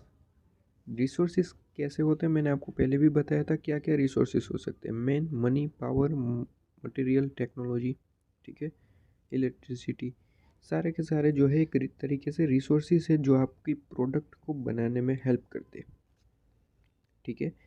तो ये जो रिसोर्सेज है इसे डाइजोगनाइज करना, इंटीग्रेट करना, मतलब कि देखिए जोड़ना मतलब कि आपके पास मनी है, आपके पास मैन पावर है मतलब कि एम्प्लॉयज़ है, आपके पास मटेरियल्स है, रॉ मटेरियल्स है, टेक्नोलॉजीज है। तो इन सब का यूज़ करते हुए, ये सारा का सारा यूज़ करते हुए आप एक प्रोडक्ट बनाते हैं, ठीक है। तो इन सबको जोड़ना है आपको, उसके बाद जो है एक प्रोडक्ट बनता है। तो इसे किस तरीके से जोड़ा जाए, ये सारा काम कौन करेगा, चीप ऑर्गन, जो की पर्सन है, की ग्रुप है, ठीक है। ये सेकंड आपका जो है काम हुआ। थर्ड देखते हैं, थर्ड पॉइंट है आपका mobilise resources. To mobilise resources efficiently and effectively. Mobilise का मतलब मैंने आपको बताया है इसी वीडियो में, ठीक है। पीछे हमने देखा कि मोबिलाइज का मतलब होता है कि जैसे जैसे टाइम चलता जाए उसके हिसाब से आपको रिसोर्सेज को चेंज करते हो रहना चाहिए और उस तरीके से यूज़ करना चाहिए, ठीक है। तो मोबिलाइज करते रहना है रिसोर्सेज को इफ़ेक्टिवली, जिस तरीके से ज़रूरत है उस तरीके से, और एफिशिएंटली उसकी जो यूज़ हो सकता है, एफिशिएंटली एंड इफेक्टिवली उसका जो जितना यूज़ हो सकता है उतना करना है, प्लस आपको उसे टाइम टू टाइम चेंज करते रहना है, ठीक है। तो ये थर्ड पॉइंट हुआ, mobilise resources effectively and efficiently. अब फोर्थ पॉइंट देखते हैं कि मैनेजमेंट जो है आपका, ये जो की ग्रुप है, की ग्रुप मैनेजमेंट, वो आपको फैसिलिटी प्रोवाइड करता है। किस तरीके की फैसिलिटी प्रोवाइड करता है कि वो जो ऑर्गेनाइजेशनल जो चेंजेस है प्लस आपके जो एडेप्शंस है वो आपको फैसिलिटी प्रोवाइड करता है। मतलब देखिए ऑर्गेनाइजेशंस में काफ़ी सारे चेंजेस आते हैं, आपको पता है, एक्सटर्नल और इंटरनल। कैसे चेंजेस है, एक्सटर्नल और इंटरनल। इंटरनल मतलब इंटरनल, और दूसरे आपके चेंजेस होते हैं, दूसरे मतलब कि आपको फोर्सेस, आपको जो बैरियर्स बेसिकली कहते हैं वो, ठीक है, एक्सटर्नल। तो ये दो तरीके के आपके फोर्सेस देखने को मिलते हैं, दो तरीके के चेंजेस देखने को मिलते हैं। इंटरनल मतलब कि विद इन ऑर्गेनाइजेशन, इंटरनल का क्या मतलब हुआ, विद इन ऑर्गेनाइजेशन। आपके ऑर्गेनाइजेशंस के अंदर कोई ना कोई प्रॉब्लम्स आ रही है, कोई ना कोई त्रुटि आ रही है, तो वो इंटरनल आपके कहा जाएगा। जबकि एक्सटर्नल मतलब कि जो आपके हाथ में नहीं है, जैसे कि गवर्नमेंट ने प्लास्टिक बैन कर दिया, तो अब गवर्नमेंट तो आपके हाथ में थी नहीं, ठीक है, लेकिन फिर भी उसकी इफ़ेक्ट जो है वो हमारे ऑर्गेनाइजेशंस पे पड़ रही है, तो वो एक्सटर्नल है। अगर मान लीजिए एम्प्लॉय ने वह जो है हड़ताल कर दी, ठीक है, स्ट्राइक कर दी, तो वो इंटरनल प्रॉब्लम्स है, वो एक्सटर्नल नहीं, क्योंकि वो आपके हाथ में हो सकता था, ठीक है। तो एक्सटर्नल और इंटरनल का मतलब समझ में आया, इसे कहते हैं एक्सटर्नल और इंटरनल फोर्सेस, ठीक है। तो ये सारे जो चेंजेस है उसे आपको जो फैसिलिटी क्या प्रोवाइड करता है मैनेजमेंट की, ये सारे जो चेंजेस है वहाँ से आप जान पाए क्या क्या अभी मार्केट में चेंजेस हो रहे, प्लस उसे एडप्शन करने की जो है आपको एफिशिएंसी प्रोवाइड करता है कि आप उसे एडोप्ट कर पाए, ठीक है। चेंजेस आप एडोप्ट नहीं करेंगे ऑर्गेनाइजेशन नहीं चलेगा। जैसे कि बेस्ट एग्जांपल है, आपको हमेशा देता रहता हूँ, नोकिया। नोकिया ने जब एंड्रॉयड आया था तब उसे जो है चेंज नहीं किया था, उसे एडोप्ट नहीं किया, तो आज नाम आप देख सकते हैं, पहले कितना नाम हुआ करता था और आज कितना है, ठीक है। तो ये नोकिया का एग्जांपल बेस्ट यहाँ पे है कि चेंजेस और एडप्शन बहुत ही ज़रूरी होता है मैनेजमेंट के लिए, जो कौन प्रोवाइड करता है, की ग्रुप, ठीक है। तो मैंने यहाँ पे 4 पॉइंट आपको बताया। सबसे पहला पॉइंट कि to make entity purposeful and productive. Second point मैंने बताया कि आपको रिसोर्सेज का मैक्सिमम यूज़ करना है, मतलब कि डाइजोगनाइज करना है, इंटीग्रेट करना है, ठीक है। इंटीग्रेटिंग द डाइजोगनाइज रिसोर्सेज, जैसे कि रिसोर्सेज हो सकते हैं man power, money, material, technology, ठीक है। फिर थर्ड पॉइंट मैंने आपको बताया कि जितने भी रिसोर्सेज है इसे एफिशिएंटली प्लस इफ़ेक्टिवली यूज़ करना है और उसका मोबिलाइजेशंस करना है, ठीक है। और फोर्थ पॉइंट मैंने आपको बताया कि to facilitate organisational changes and adaptations. Clear है। इसके बाद सेकेंड पार्ट होता है आपका फंक्शंस के हिसाब से काम किया जाए। जैसे कि फंक्शंस क्या हो सकते हैं, फंक्शंस आपके हो सकते हैं planning, organising, directing, staffing and control, ठीक है। ये सारे फंक्शंस होते हैं आपके। तो कहता है कि पहला तो आपके पास देखिए मैनेजमेंट में आता है की ग्रुप, जिसका वर्क मैंने आपको बताया एक चीफ ऑर्गेन की तरह वर्क करता है, और 4 पॉइंट मैंने आपको यहाँ पे बताया। अब बात कर रहे हैं कि फंक्शंस की, आपको कह रहा है कि मैनेजमेंट में डिफरेंट डिफरेंट फंक्शंस बना दीजिए, जैसे कि प्लानिंग हो गया, ऑर्गेनाइजिंग, डायरेक्टिंग, स्टाफिंग, कंट्रोल, ऐसे डिफरेंट डिफरेंट फंक्शंस बना दो, उसके हिसाब से मैनेजमेंट किया जाए, ऐसा यहाँ पे कहा गया। अब देखिए फंक्शंस जो है ये सारे के सारे फंक्शंस बेसिकली वो वाइड रेंज है, बहुत ही जो है आपको कहा जाए डीप में है, मतलब कि बहुत बड़ा कॉन्सेप्ट है ये सारे के सारे फंक्शंस। मत मत बट जो यहाँ पे आप देखेंगे कि जो ये फंक्शंस है वो काफ़ी क्लोजली इंटर रिलेटेड है। जैसे कि प्लानिंग किया है तो प्लानिंग को आपको जो है अच्छे तरीके से हो सके इस पे कंट्रोल लगाना पड़ेगा आपको। कंट्रोल आ गया। ये प्लानिंग जो है आपका सक्सेस हो इसके लिए डायरेक्शन भी प्रोवाइड करना पड़ेगा, ठीक है। तो ये सारे जो फंक्शंस है वो आप देखेंगे कि इंटर रिलेटेड है, ठीक है।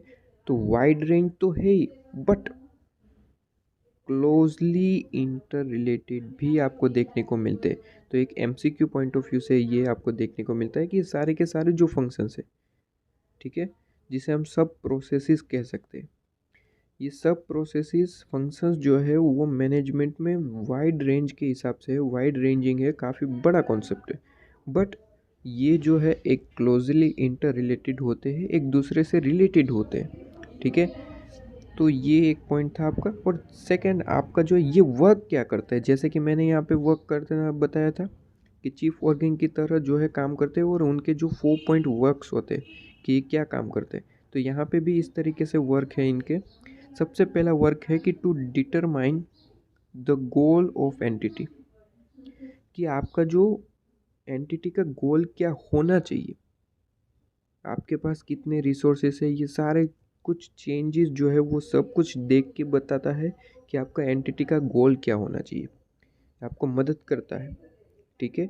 इसके बाद है design the organisation. Design the organisation, कि ऑर्गेनाइजेशंस को एक डिज़ाइन प्रोवाइड करता है, मतलब कि कुछ डिज़ाइन का मतलब ये नहीं है कि कलर काम करना है कुछ ऐसा।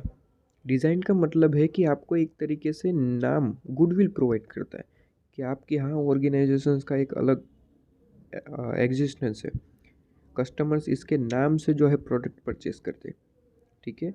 फिर मोबिलाइजेशंस ऑफ रिसोर्सेज, मैंने वही बताया आपको, यहाँ पे भी बताया कि मोबिलाइजेशंस रिसोर्सेज तो बहुत ही ज़रूरी होता है, ठीक है। ये आपका थर्ड पॉइंट था। अब फोर्थ पॉइंट, फर्स्ट पॉइंट मैंने क्या बताया पहले से एक बार रिपीट करते हैं पहले से, चलिए। सबसे पहले तो ये मैनेजमेंट में different different set of inter related functions देखने को मिलते हैं। फंक्शंस कौन कौन से होते हैं, फंक्शंस हो सकते हैं planning, organising, directing, staffing and control. अब ये जो सारे के सारे फंक्शंस है वो वाइड रेंजिंग है, बट क्लोजली इंटर रिलेटेड है, ठीक है। अब यहाँ पे पॉइंट्स आपको दे रखे हैं कि ये क्या काम करते हैं फंक्शंस। तो सबसे पहला काम करते हैं कि वो आपके गोल को डिटरमाइन कर देते हैं। दूसरा पॉइंट देखने को मिलता है कि आपकी जो ऑर्गेनाइजेशंस है उसे एक डिज़ाइन प्रोवाइड करते हैं। थर्ड पॉइंट मैंने आपको बताया कि मोबिलाइज करते हैं रिसोर्सेज को, ठीक है। फोर्थ पॉइंट मैं बता रहा हूँ कि allocation of task and resources. अब देखिए आपके पास सफिशिएंट रिसोर्सेज है, लेकिन उसे कौन से मेंबर को, मतलब कि कौन से एम्प्लॉय को उसे अलॉट करना चाहिए, कितने मेंबर्स में कितने एम्प्लॉयज़ में अलॉट करना चाहिए, ये सारा जो टास्क है वो पहले बनाना पड़ेगा, उसके बाद अलॉट करना पड़ेगा, ठीक है। ऐसा तो नहीं है कि एक मशीनरी प्रोवाइड कर दी और 50 जो है एम्प्लॉय को कह दिया कि आप अपने तरीके से देख लेना, ये संभव नहीं है। उन्हें हमें बताना पड़ेगा कि 2 एम्प्लॉय यहाँ पे काम करेंगे, 2 उस मशीन पे, ठीक है। तो ये एक तरीके से उन्हें अलॉट करना पड़ेगा कि आपका टास्क इतना है और यहाँ पे इतना काम करना है, ठीक है। और इसके बाद नेक्स्ट, ये आपका जो है फोर्थ पॉइंट था, ठीक है। यहाँ पे मैं लिख लेता हूँ, ये सबसे पहला पॉइंट था आपका, first point, to determine goal. Second point आपका था कि डिज़ाइन, जो एंटिटी की डिज़ाइन प्रोवाइड करता है, ठीक है, to design entity. Third point मैंने यहाँ पे आपको बताया कि मोबिलाइज करना है आपको रिसोर्सेज को। उसके बाद फोर्थ पॉइंट मैंने आपको बताया टू अलॉट, कहाँ गया वो पॉइंट, ये रहा। फोर्थ पॉइंट मैंने यहाँ पे बताया कि to allot task and resources. और फिफ्थ पॉइंट मैं यहाँ पे बता रहा हूँ, ये फिफ्थ पॉइंट है, इंस्टॉलेशन ऑफ कंट्रोल। बस इतना ही लिखना है फिफ्थ पॉइंट में, बाकी सब जाने दीजिए। इंस्टॉलेशन ऑफ कंट्रोल, ठीक है। फिफ्थ पॉइंट है आपका इंस्टॉलेशन ऑफ कंट्रोल सिस्टम, ठीक है। अब ये देखिए, कंट्रोल के बिना तो कोई काम हो ही नहीं सकता। जैसे कि एग्ज़ाम आप देने जाते हैं, वहाँ पे कंट्रोल की ज़रूरत होती है ना, कंट्रोल की ज़रूरत होती है या नहीं होती, होती है, आपको भी पता होगा। वरना जो है सबके आंसर शीट एक जैसे ही होते, कंट्रोल ना हो तो सबकी आंसर शीट जो है एक जैसी होगी। समझ सकते हैं मैं क्या कहना चाहता हूँ? हाँ, सबके आंसर एक जैसे होते हैं अगर कंट्रोल ना हो तो। कंट्रोल है, इस वजह से जो है सबकी आंसर शीट मैच नहीं हो रही है, सबके मार्क्स एक जैसे नहीं आ रहे। कंट्रोल होता तो ये काम हो रहा है, वरना तो सबकी आंसर शीट पता नहीं किस तरीके से, लेकिन सबकी आंसर शीट जो है वो सेम होती, सबके आंसर सेम होते। आप सोच लेना ऐसा क्यों होता, ठीक है। तो कंट्रोल सिस्टम यहाँ पे इसलिए ज़रूरी है। इसके बाद यहाँ पे देखते हैं, मैं एक दो पॉइंट आपको एक्स्ट्रा प्रोवाइड कर रखे हैं एमसीक्यू पॉइंट ऑफ व्यू से, प्लस आपके एक क्वेश्चन है आ सकता है छोटा सा।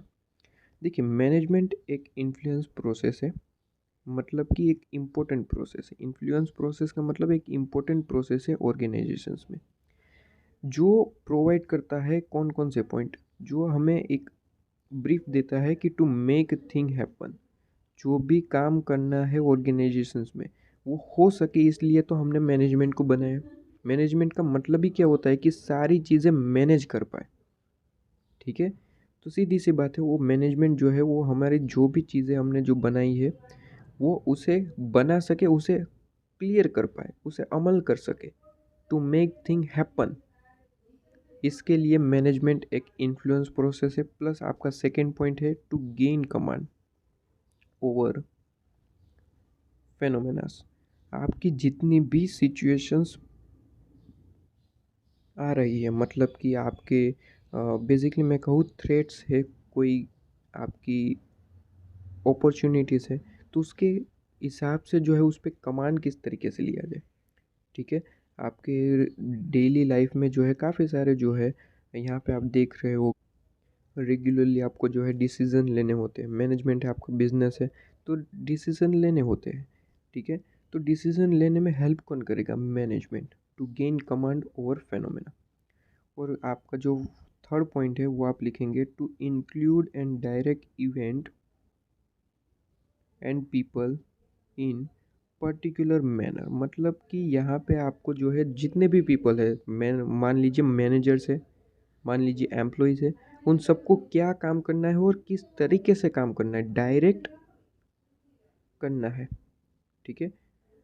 उसे इंफॉर्मेशन प्रोवाइड करनी है, किस तरीके से डायरेक्शन प्रोवाइड करनी है, ये कौन करेगा? ये मैनेजमेंट करेगा।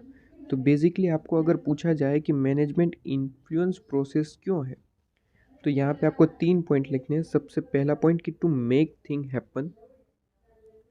सेकंड पॉइंट आप लिखेंगे to gain command on phenomena. Third point आप लिखेंगे to include and direct events, जितने भी इवेंट्स है, प्लस आपके जो पीपल्स है, पीपल्स में कोई भी हो सकता है, मैनेजर, एम्प्लॉयज़, ठीक है, इन पर्टिकुलर मैनर, जिस तरीके से वर्क करना है वो जो है डायरेक्शन प्रोवाइड करता है, ठीक है। इसके बाद यहाँ पे आपको एक पॉइंट आपको दे रखा है कि जो इन्फ्लुएंस प्रोसेस है, हमने देखा कि मैनेजमेंट एक इन्फ्लुएंस प्रोसेस है, ठीक है, लेकिन उसके अंदर ये इन्फ्लुएंस प्रोसेस बनाने के लिए क्या क्या चीज़ें ज़रूरी है। तो यहाँ पे आपको कहा है कि इन्फ्लुएंस प्रोसेस जो है आपका मैनेजमेंट, वो किस वजह से है। तो यहाँ पे कहा गया है कि पावर, कॉम्पिटेंसी, नॉलेज और रिसोर्सेज, ये चार चीज़ें हैं। इस वजह से जो है आपका मैनेजमेंट इन्फ्लुएंस प्रोसेस बन पाया। ठीक है, कि to make influence the management must have, influence process बनने के लिए मैनेजमेंट के पास क्या क्या होना चाहिए। पावर होना चाहिए प्लस कॉम्पिटेंसी। कॉम्पिटेंसी ही नहीं होगी तो भाई क्या हो सकता है। ठीक है, वो कॉम्पिटेंट ही नहीं है कि वो आपको जो है मैनेजमेंट प्रोवाइड कर सके, मैनेज कर सके, तो फिर कोई प्रॉब्लम ही, कोई मतलब उसे रखने से कोई फ़ायदा ही नहीं। नॉलेज और रिसोर्सेज, ये चार चीज़ें होनी चाहिए किसके पास, मैनेजमेंट के पास। कॉम्पिटेंसी है, ठीक है, पावर है, नॉलेज है, रिसोर्सेज है, ये चार चीज़ें। फिर उसके बाद यहाँ पे कहा है कि मैनेजर फॉर्मुलेट, मैनेजर क्या क्या फॉर्मुलेशन प्रोवाइड करता है, मैनेजर्स का क्या वर्क होता है। तो देखिए, मैनेजर सबसे पहले आपको फॉर्मुलेट करेगा कि आपका जो ऑर्गेनाइजेशनल का जो गोल है वो क्या होगा, ऑर्गेनाइजेशनल गोल क्या होगा, प्लस वैल्यू और स्ट्रेटेजी, ये मैनेजर्स प्रोवाइड करते हैं मैनेजमेंट के। ठीक है, मैनेजमेंट के जो मैनेजर्स है, ये क्या काम होता है उनका, कि उनका काम होता है कि वो फॉर्मुलेट करते हैं, क्या फॉर्मुलेट करते हैं, ऑर्गेनाइजेशनल गोल, वैल्यू, स्ट्रेटेजी।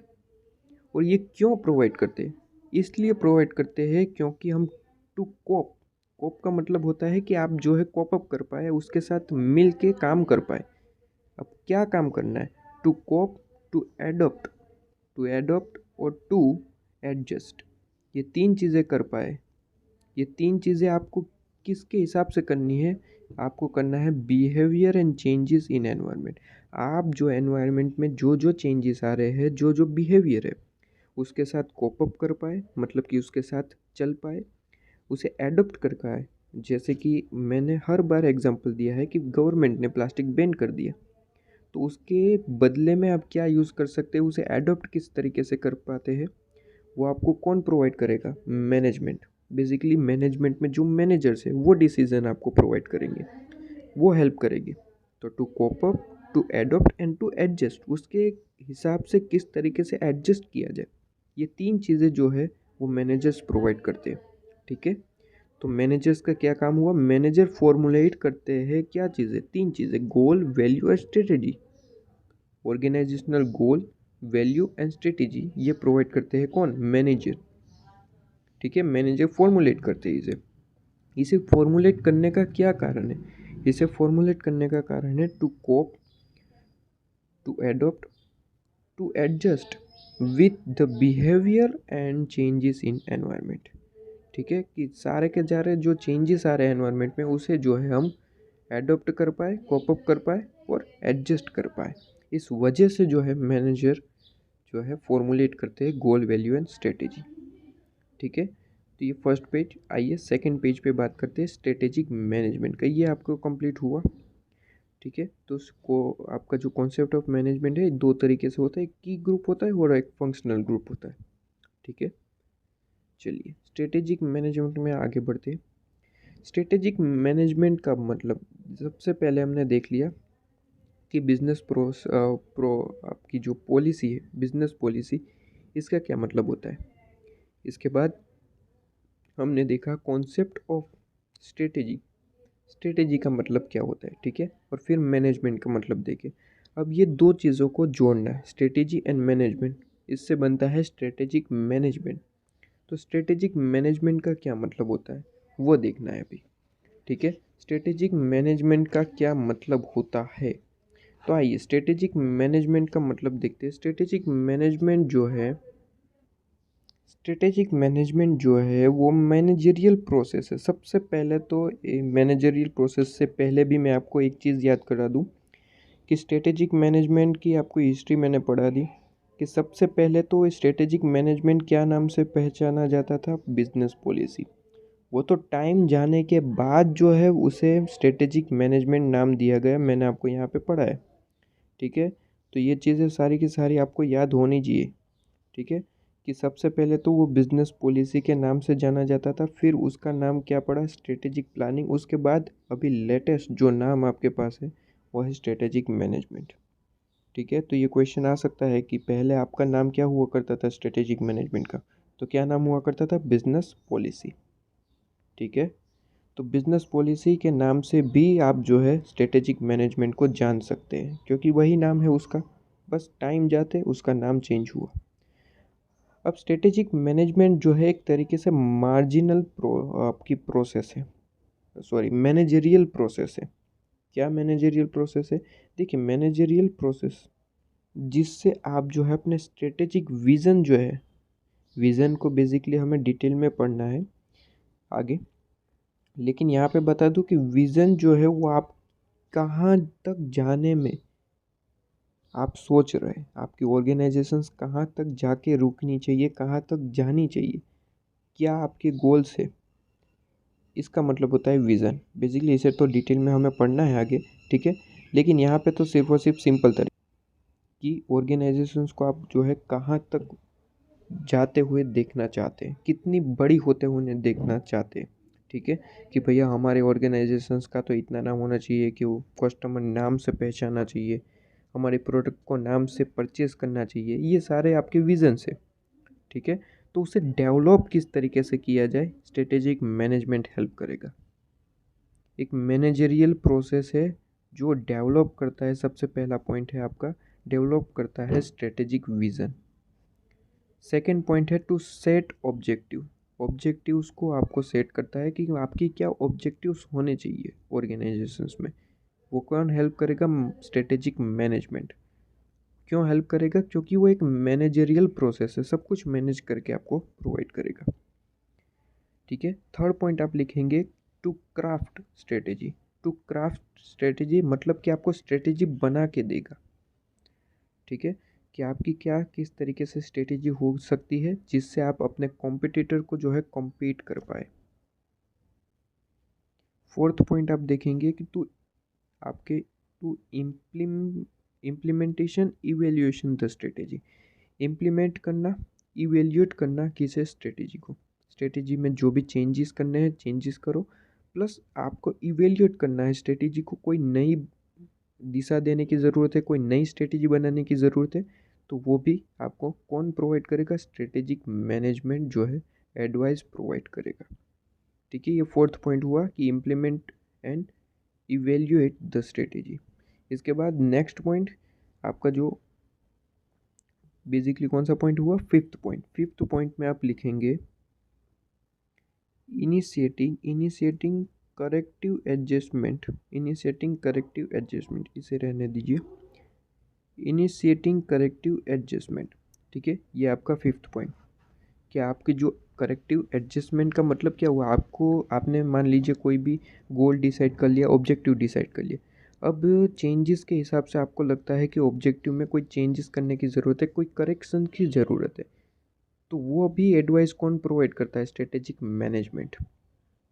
ठीक है, तो सबसे पहला पॉइंट आपका क्या हुआ कि डेवलप कीजिए अपना स्ट्रेटेजिक विजन। कौन डेवलप करेगा, स्ट्रेटेजिक मैनेजमेंट। क्यों प्रोवाइड करेगा, क्योंकि वो एक मैनेजरियल प्रोसेस है, मैनेज करके देगा।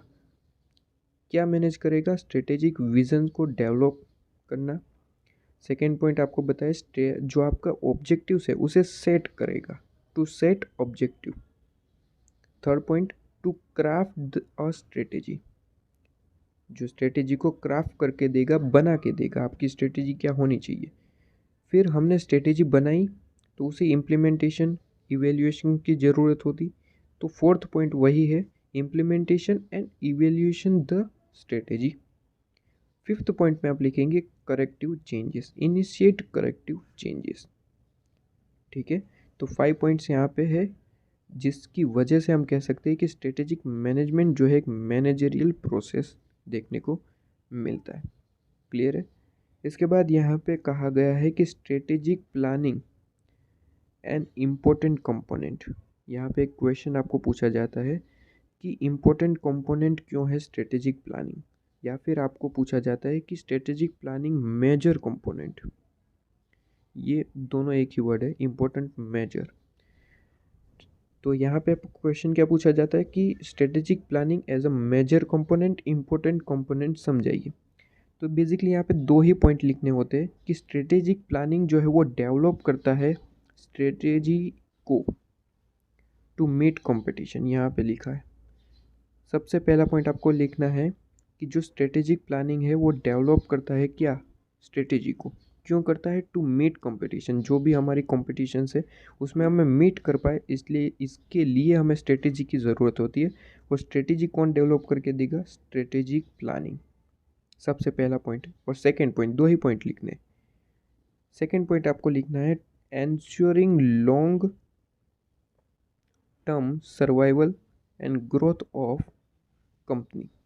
ठीक है, सबसे पहला पॉइंट मैंने आपको बताया कि वो स्ट्रेटेजी को डेवलप करेगा ताकि हम कंपटीशन को मीट कर पाए। सेकेंड पॉइंट है कि लॉन्ग टर्म सर्वाइवल, जो कंपनी का लॉन्ग टर्म सर्वाइवल हो पाएगा, ग्रोथ हो पाएगा, उसे एंश्योर करता है कि हाँ जी आप लॉन्ग टर्म में जो है खड़े हो सकते हैं।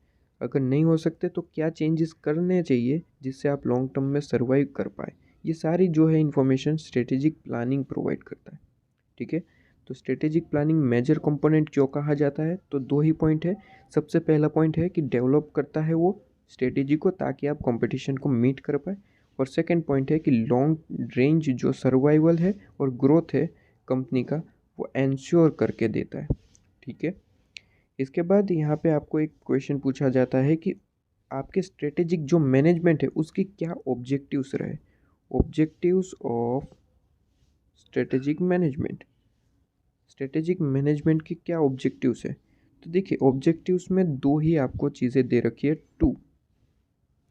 क्या ऑब्जेक्टिव्स है? सबसे पहला तो ऑब्जेक्टिव्स है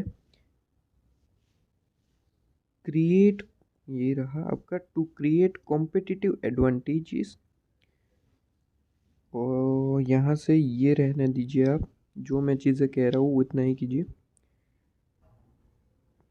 to create competitive advantages, to have, यहाँ पे लिख सकते हैं, यहाँ से डायरेक्ट लिखिए। ठीक है, ये चीज़ें यहाँ से, to have dominance over the market. ठीक है, कितना पॉइंट लिखना है आपको मैंने बताया। पॉइंट आप लिखेंगे to create competitive advantages, to have dominance over the market, यही पॉइंट लिखेंगे। सबसे पहला ऑब्जेक्टिव मैनेजमेंट का, स्ट्रेटेजिक मैनेजमेंट का सबसे पहला ऑब्जेक्टिव क्या हुआ? टू क्रिएट कॉम्पिटिटिव एडवांटेज, एक यूनिकनेस आपको प्रोवाइड करता है ताकि जो है कंपटीशन में आपका कस्टमर आपकी प्रोडक्ट परचेज करने के लिए अट्रैक्ट हो। ठीक है, to create competitive advantages, to have dominance over the market. Dominance मतलब कि एक यूनिकनेस है, आपकी एक नाम बन चुका है। ठीक है, तो यही आपका सबसे पहला ऑब्जेक्टिव हुआ स्ट्रेटेजिक मैनेजमेंट का, to create competitive advantages, to have dominance over the market. और सेकेंड पॉइंट है कि to guide the company, to guide the company. इसके बाद यहाँ पे लिख सकते हैं आप, हाँ ये पूरा पॉइंट लिख लीजिए, पूरा पॉइंट ही लिख लीजिए। टू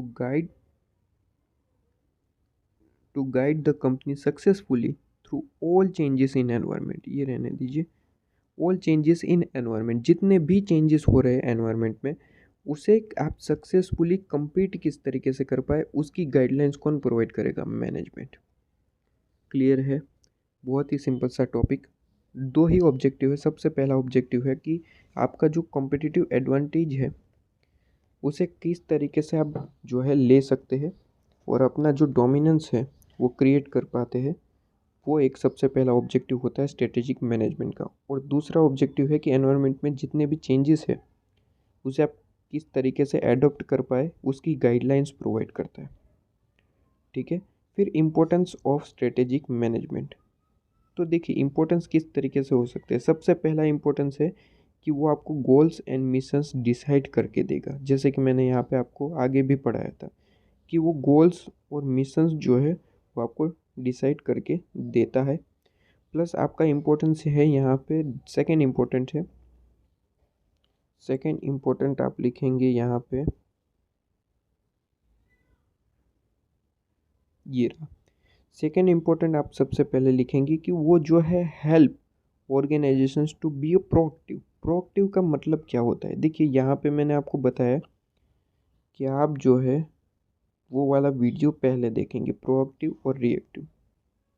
ठीक है, मैंने यहाँ पे आपको बताया। तो प्रोएक्टिव का अगर आपने वीडियो देख के आ रहे तो फिर आपको यहाँ पे कोई दिक्कत नहीं होगी। फिर भी एक बार बता देता हूँ ताकि आपको कोई दिक्कत ना हो। प्रोएक्टिव का मतलब होता है आप जो है अटैक कर रहे हैं। प्रोएक्टिव का मतलब क्या होता है? अटैक। और रिएक्टिव का मतलब होता है डिफेंस। अब यहाँ पे कोई लड़ाई तो हो नहीं रही। अटैक का मतलब क्या होता है? तो देखिए, अटैक का मतलब होता है, एक एग्जांपल देता हूँ जियो का, जो वीडियो में मैंने प्रोवाइड कर रखा है एनिमेशन वीडियो में। अगर आपने देखा है तो आपको पता होगा, देख लीजिए, मैं तो कहता हूँ वो पहले। देखिए, जियो ने क्या किया कि अपनी जो टेलीकॉम कंपनी में एंट्री की, और डायरेक्ट जो एंट्री किस तरीके से की, एकदम लोएस्ट प्राइस फ्री में प्रोवाइड किया सबको। तो ये एक स्ट्रेटेजी थी कि कस्टमर्स को किस तरीके से अपनी ओर अट्रैक्ट किया जाए। तो ये प्रोएक्टिव कहता है हम इसे, कि अटैक किया गया मार्केट में। ठीक है, तो एक आपको प्रोएक्टिव किस तरीके से बनना है, वो जो है आपको हेल्पलाइन कौन प्रोवाइड करेगा? वो इन्फॉर्मेशन प्रोवाइड करेगा ये मैनेजमेंट। एक तरीके से इसका एडवांटेजेस है, इम्पोर्टेंस है। ठीक है, तो पहला पॉइंट जो है गोल और मिशन को डिफाइन करता है। सेकंड पॉइंट कि हेल्प करता है प्रोएक्टिव बनने में। फिर थर्ड पॉइंट आप लिखेंगे कि फ्रेमवर्क प्रोवाइड करता है। किस तरीके की फ्रेमवर्क प्रोवाइड करता है? वो फ्रेमवर्क प्रोवाइड करता है आपको कि किस तरीके से एंटरप्राइज में आपको जो है डिसीजंस लेने चाहिए। Provide framework for all major decisions of the enterprise. आपको किस तरीके से जो मैनेजमेंट है आपका ऑर्गेनाइजेशन से एंटरप्राइज है, उसमें डिसीजंस किस तरीके से लेने चाहिए, फ्रेमवर्क कौन प्रोवाइड करेगा? आपका जो है स्ट्रेटेजिक मैनेजमेंट। इसके बाद prepare the organisations to face future. अब देखिए, यहाँ पे मैनेजमेंट आपको प्रोवाइड करता है कि अपने कॉम्पिटिटर जो है किस तरीके से वर्क कर रहा है। ये सारी इन्फॉर्मेशन जो है मैनेजमेंट कलेक्ट करता है, उसका काम होता है स्ट्रेटेजिक मैनेजमेंट। ठीक है, तो आपको फ्यूचर में किस तरीके से फेस करना है, फ्यूचर को किस तरीके से फेस करना है, प्लस आपकी अपॉर्चुनिटी जो है किस तरीके से आप उसे अचीव कर सकते हो। अपॉर्चुनिटी जैसे ही मिलते हैं उसे मतलब कि ले लो, एक्सेप्ट कर लो। ठीक है, तो वो किस तरीके से करना है वो आपको स्ट्रेटेजिक मैनेजमेंट प्रोवाइड करता है। Prepare the organisations to face the future. ठीक है, इसके बाद next point, to serve as corporate defence mechanism against mistakes and pitfall. अब मैनेजमेंट में काफ़ी सारी मिस्टेक्स हो रही होगी, आपको भी पता है, कोई भी मिस्टेक्स हो सकती है। ठीक है, हर एक मैनेजमेंट में होती है, लेकिन उसको जो है आप डिफेंड किस तरीके से कर पाए, तो उसके लिए एक डिफेंड मैकेनिज्म सर्विस प्रोवाइड करता है कौन? Strategic management. ठीक है, स्ट्रेटेजिक मैनेजमेंट का ये काम होता है कि आपकी सारी की सारी जो मिस्टेक्स को डिफेंड किस तरीके से करा जाए, उसका एक मैकेनिज्म प्रोवाइड करता है। ये भी आपका एक तरीके से एडवांटेज होगा, इम्पोर्टेंट पॉइंट इम्पोर्टेंस में होगा। ठीक है, इसके बाद enhance the longevity of the business, कि बिजनेस को आप जो है लॉन्ग रेंज तक कैसे चला पाए, लॉन्गेविटी, ताकि आपका जो बिजनेस है लॉन्ग रेंज तक किस तरीके से चलना चाहिए, वो एक का ब्रीफ मतलब कि इन्फॉर्मेशन जो है आपको प्रोवाइड करता है कौन? Strategic management. तो ये सारे पॉइंट है, प्लस यहाँ पे एक लास्ट पॉइंट कि हेल्प करता है, हेल्प ऑर्गेनाइजेशंस टू डेवलप। यहाँ पे उसके बाद लिखिए आप, देखिए मैंने यहाँ पे आपको प्रोवाइड कर दिया, help the organisations to develop certain core competency to grow. आपको ग्रो करने के लिए, आपकी जो ऑर्गेनाइजेशन है वो ग्रो हो पाए, उसके लिए एक तरीके से आपकी जो कॉम्पिटेंसी उसे डेवलप करने का काम कौन करेगा? Strategic management. ठीक है, तो जो पॉइंट आपको प्रोवाइड करे उतने ही आपको करने हैं। ठीक है, तो ये आपको पॉइंट करने हैं। क्या सारे एग्जाम में मतलब आ जाए को क्या सारे के सारे पॉइंट लिखने?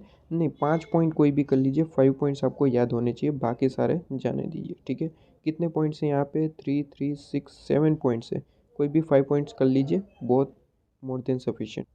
इसके बाद लिमिटेशंस की बात करते हैं। देखिए, आपको भी पता है, मुझे भी पता है कि एनवायरनमेंट जो है वो एक कॉम्प्लेक्स, हाईली कॉम्प्लेक्स जो है एक चीज़ है। कॉम्प्लेक्स क्यों है? देखिए, काफ़ी सारे चेंजेस आ सकते हैं और कभी भी चेंजेस आ सकते हैं, वो हमें पता भी नहीं होता है। जैसे कि प्लास्टिक बैन हो जाए, गवर्नमेंट प्लास्टिक बैन कर दे, तो ऐसे पहले से ही तो पता नहीं होता है। फिर हमें जब गवर्नमेंट इन्फॉर्म करती है तभी हमें पता चलता है। तो ये कॉम्प्लेक्स है, जिसे जो है एक तरीके से हैंडल करना मैनेजमेंट के लिए भी कॉम्प्लेक्स हो सकता है। ठीक है, तो वही चीज़ें यहाँ पे आपको कही गई कि हाँ, आपको स्ट्रेटेजिक मैनेजमेंट इसे हेल्प करेगा, आपको जो एनवायरनमेंट के आप कॉम्पीट कर पाए, एनवायरनमेंट के सामने टिक पाए, उसके लिए आपको हेल्प करेगा, लेकिन कुछ हद तक। मतलब कि एनवायरनमेंट इतना हाईली कॉम्प्लेक्स है कि आपको जो है उसे कम्पीट करने के लिए हर जगह आपको स्ट्रेटेजिक मैनेजमेंट हेल्प नहीं कर सकता, कुछ लिमिटेशंस है इसकी। ठीक है, तो ये पहली लिमिटेशन आपकी हुई कि जो कॉम्प्लेक्स आपको देखने को मिलता है एनवायरनमेंट, उसके साथ जो है डील करने में कॉम्प्लेक्सिटी जो है थोड़ी सी पड़ेगी स्ट्रेटेजिक मैनेजमेंट को। तो वही चीज़ यहाँ पे कही गई कि it is difficult to understand the complexity of environment. ठीक है, कॉम्प्लेक्सिटी ऑफ एनवायरनमेंट जो है उसे अंडरस्टैंड करना तो काफ़ी डिफ़िकल्ट है स्ट्रेटेजिक मैनेजमेंट के लिए भी। ठीक है, काफ़ी सारे चेंजेस हो सकते हैं।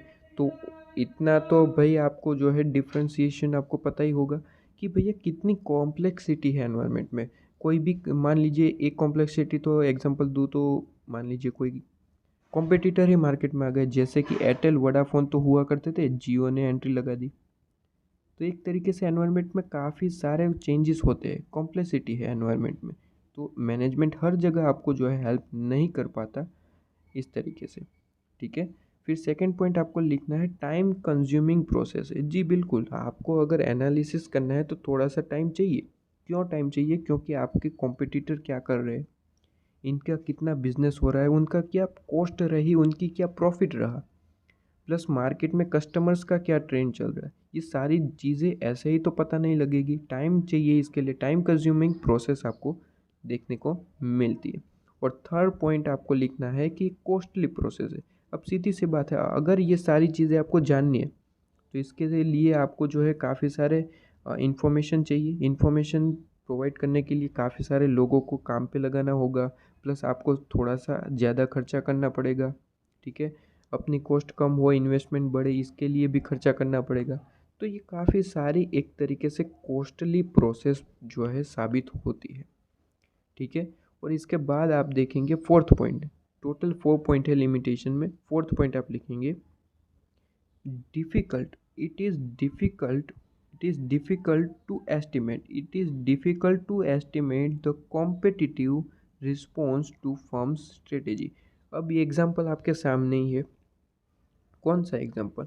एग्जांपल आपके सामने है जियो। अब पता है जियो ने क्या किया, एक नई स्ट्रेटेजी के साथ जो है मार्केट में एंटर हुआ। फ्री प्रोवाइड, सारी की सारी चीज़ें फ्री प्रोवाइड कर दी।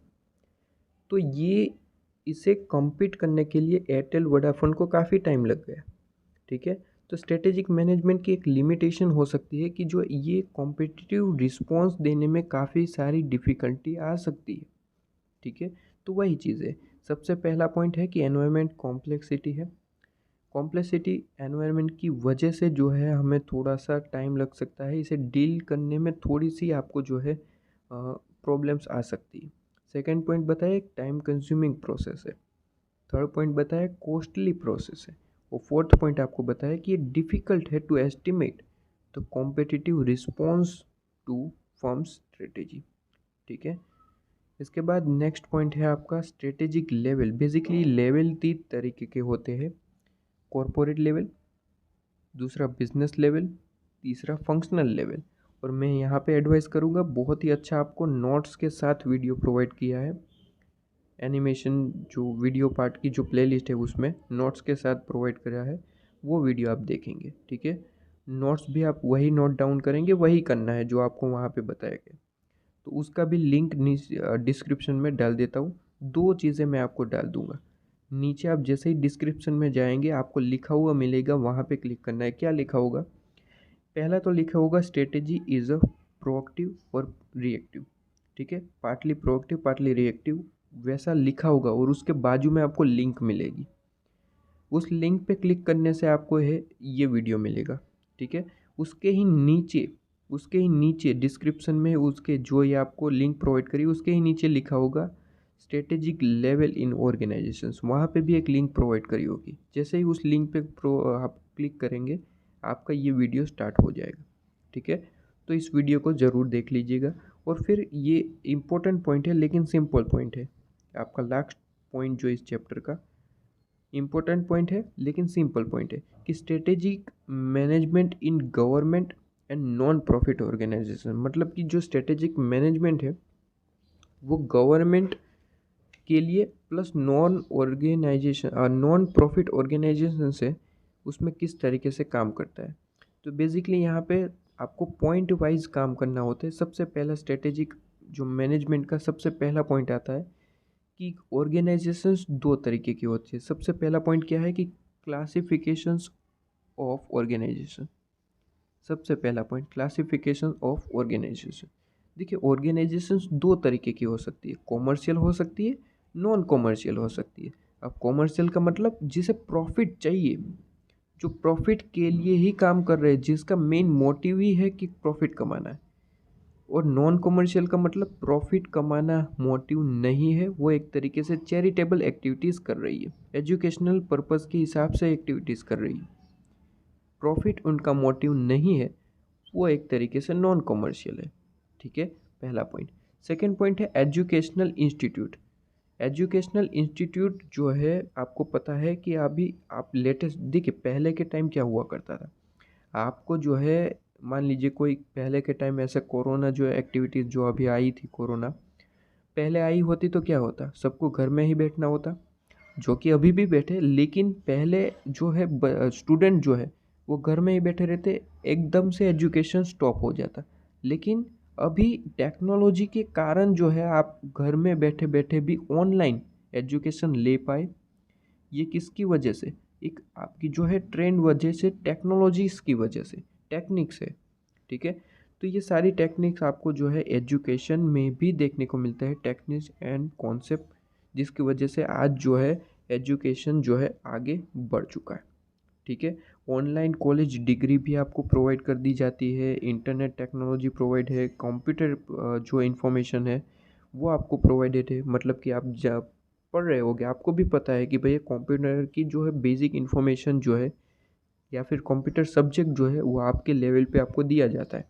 क्यों दिया जाता है, बिकॉज ऑफ जो आपका एक ट्रेंड है, बिकॉज ऑफ आपकी जो एक ज़रूरियात है। ठीक है, कि आपको अभी ज़रूरी है कि ये आपको इन्फॉर्मेशन कंप्यूटर की प्रोवाइड कर दी जाए। तो एक एजुकेशनल इंस्टीट्यूट के हिसाब से आपको यहाँ पे पॉइंट दे रखा है। इसके बाद मेडिकल ऑर्गेनाइजेशन, बहुत ही अच्छा एग्जांपल आपको यहाँ पे दे रखा है, इन लोगों ने ही दे रखा है कि सबसे पहले तो आप देखिए पहले क्या हुआ करता था, किसी को कोई प्रॉब्लम है, एम्बुलेंस को बुलाओ, एम्बुलेंस आएगी, उसे लेके जो है हॉस्पिटल तक जाएगी। लेकिन अब क्या हुआ, अब यहाँ पे कहा है कि डोर टू डोर सैंपल्स आपको जो है प्रोवाइड कर दिए जाते हैं। मतलब कि आप जो है कई सारे छोटे मोटे काम, छोटे मोटे जो है प्रॉब्लम्स होते हैं, तो क्या होता है कि वो जो है हॉस्पिटल से जो है लोग आएंगे, आपका ब्लड जो है लेके जाएंगे, प्लस वो चेक करके आपको जो है घर पे उसके सैंपल्स प्रोवाइड, उसके जो प्रॉब्लम्स है वो सर्टिफिकेट जो है वो सारे के सारे घर पे प्रोवाइड करेंगे, प्लस ट्रीटमेंट भी घर पे प्रोवाइड करते हैं, आपने देखा होगा। तो बिकॉज ऑफ टेक्नोलॉजी। ठीक है, तो वही यहाँ पे चीज़ कही गई है कि यहाँ पे देखिए आप चीज़ें यहाँ पे हॉस्पिटल, यहाँ पे आप देख सकते हैं,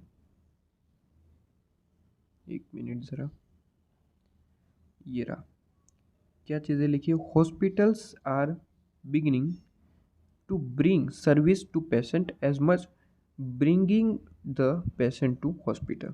ठीक है, हॉस्पिटल आपको इसी तरीके से होता है कि पेशेंट को सर्विस प्रोवाइड की जाए, प्लस अगर पेशेंट को हॉस्पिटल ले जाना है तो उसके लिए एम्बुलेंस की भी सर्विस प्रोवाइड की गई है, टेक्नोलॉजी। ठीक है, इसके बाद यहाँ पे आपको कहा है कि collection door to door sample, मतलब कि आप मतलब फ़ोन कीजिए हॉस्पिटल वाले को, वो आएंगे, आपका जो है ब्लड सैंपल जो है वो लेके जाएंगे। मतलब कि आपको कहीं पे जाने की ज़रूरत नहीं है, आप अपने घर पे बैठ सकते हैं। ठीक है, वो आएंगे, आपको जो है सर्विस प्रोवाइड करके जाएंगे, प्लस आपका जो सर्टिफिकेट है वो आपको ऑनलाइन थ्रू के किसी भी तरीके से प्रोवाइड कर देते। ठीक है, एक आपको होम सर्विस प्रोवाइड करते हैं बेसिकली आपको कहा जाए तो।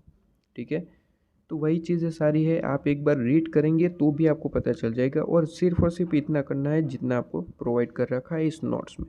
ठीक है, इसके बाद यहाँ पे आपको नेक्स्ट पॉइंट आपका आता है गवर्नमेंट एजेंसी। देखिए मैंने यहाँ पे आपको जो जितना लिखना है वो आपको प्रोवाइड कर दिया। गवर्नमेंट एजेंसी एंड डिपार्टमेंट, देखिए डिपार्टमेंट काफ़ी सारी तरीके से हो सकता है, central, state, public sector department, ठीक है, वो आपको पता ही है। म्यूनसिपल हो सकता है, सेंट्रल हो सकता है, स्टेट हो सकता है, पब्लिक सेक्टर हो सकता है। तो डिपार्टमेंट के बारे में तो आपको पता ही है। डिपार्टमेंट जो है वो यहाँ पे कहा गया है कि are responsible for formulation, implementation and evaluation, ये तीन चीज़ें जो है ये डिपार्टमेंट काम करता है। फॉर्मुलेशन स्ट्रेटेजी करता है, प्लस उसमें इम्प्लीमेंटेशन की ज़रूरत हो तो इम्प्लीमेंटेशन करता है, प्लस इवेल्यूएशन करता है। जिसकी वजह से एज रिज़ल्ट, यहाँ पे आपको कहा है एज रिज़ल्ट, जिसकी वजह से क्या होगा, इसकी वजह से होगा ये कि आपको जो है सबसे पहले तो यहाँ पे दे रखा है कि लिटिल फ्रीडम आपको मिलती है अल्टरनेशन करने के लिए ऑर्गेनाइजेशंस में। लिटिल फ्रीडम का मतलब ना के बराबर है, कोई चेंजेस कर ही नहीं सकते, क्योंकि गवर्नमेंट ने जो दे दिया, स्टेट है वो, जो भी गवर्नमेंट हो, म्यूनसिपल हो, स्टेट हो, मतलब कि उन्होंने जो आपको स्ट्रेटेजी प्रोवाइड कर दी, बस कर दी, काम ख़त्म, वहाँ पे कोई चेंजेस नहीं। ठीक है, लिटिल फ्रीडम आपको है, मतलब कि ना के बराबर फ्रीडम है। ठीक है, इसके बाद सेकंड पॉइंट आपको कहा है कि बेसिकली आप जो ये देख रहे हैं, फर्स्ट और सेकंड पॉइंट दोनों एक ही है कि मिशन हो या फिर आपका जो एनवायरनमेंट हो, आपको चेंजेस तो जो है वो लिटिल ही मिलेंगे। ठीक है, यहाँ पे वर्ड यूज़ करा गया है, क्या यूज़ है, लेस ऑटोनॉमी। इसका मतलब यही हुआ कि आपको जो है ऑटोनॉमी ही नहीं मिली है, काफ़ी लेस ऑटोनॉमी है, काफ़ी जो है कम आप चेंजेस कर सकते हैं, ना के बराबर। ठीक है, फिर थर्ड पॉइंट आपको यहाँ पे कहा है मीडिया ऑन लॉ ब्रेकिंग। का मतलब क्या होता है कि देखिए आपको भी पता है कि गवर्नमेंट में कोई भी वगैरह जो भी आपकी बातें होती है वो मीडिया में पहुंच जाती है, मतलब कि फैल जाती है। तो वही बात है। ठीक है, थर्ड पॉइंट इतना इम्पोर्टेंट नहीं है, लेकिन अगर आपको याद रहता है आप लिख सकते हैं। और फोर्थ पॉइंट आपका रहा कि आपको भी पता है कि कहीं ना कहीं पॉलिटिशियंस का यहाँ पे कंट्रोल रहता है। पॉलिटिशियंस जैसा चाहते हैं वैसे ही आपको करना पड़ता है, मतलब कि यहाँ पे रूल्स भी इस तरीके से ही लगाते हैं वो लोग, जैसा करना है आपको भी पता है। ठीक है, इंडिया में किस तरीके से चल रहा है, तो इसमें तो कोई समझना या समझाना ज़रूरी नहीं है, आपको भी पता है। तो ये 4 पॉइंट याद रख लेना। ठीक है, और जितना यहाँ पे दे रखा है उतना ही करना है। तो ये फोर्थ पॉइंट है कि इसकी ये 4 रिजल्ट आपको देखने को मिलते हैं किस में, गवर्नमेंट एजेंसी में। ठीक है, तो ये आपको सिर्फ और सिर्फ इतना करना है जितना आपको प्रोवाइड कर रखा है। ठीक है, और यहाँ पे जो है मैं चेंजेस करके आपको जो है न्यू पीडीएफ प्रोवाइड कर दूंगा, टेलीग्राम पे देख लेना, आपको जो है अभी के अभी प्रोवाइड की रखी होगी। ठीक है, तो बस यही चीज़ है, टेलीग्राम की लिंक डिस्क्रिप्शन में डाल दूंगा।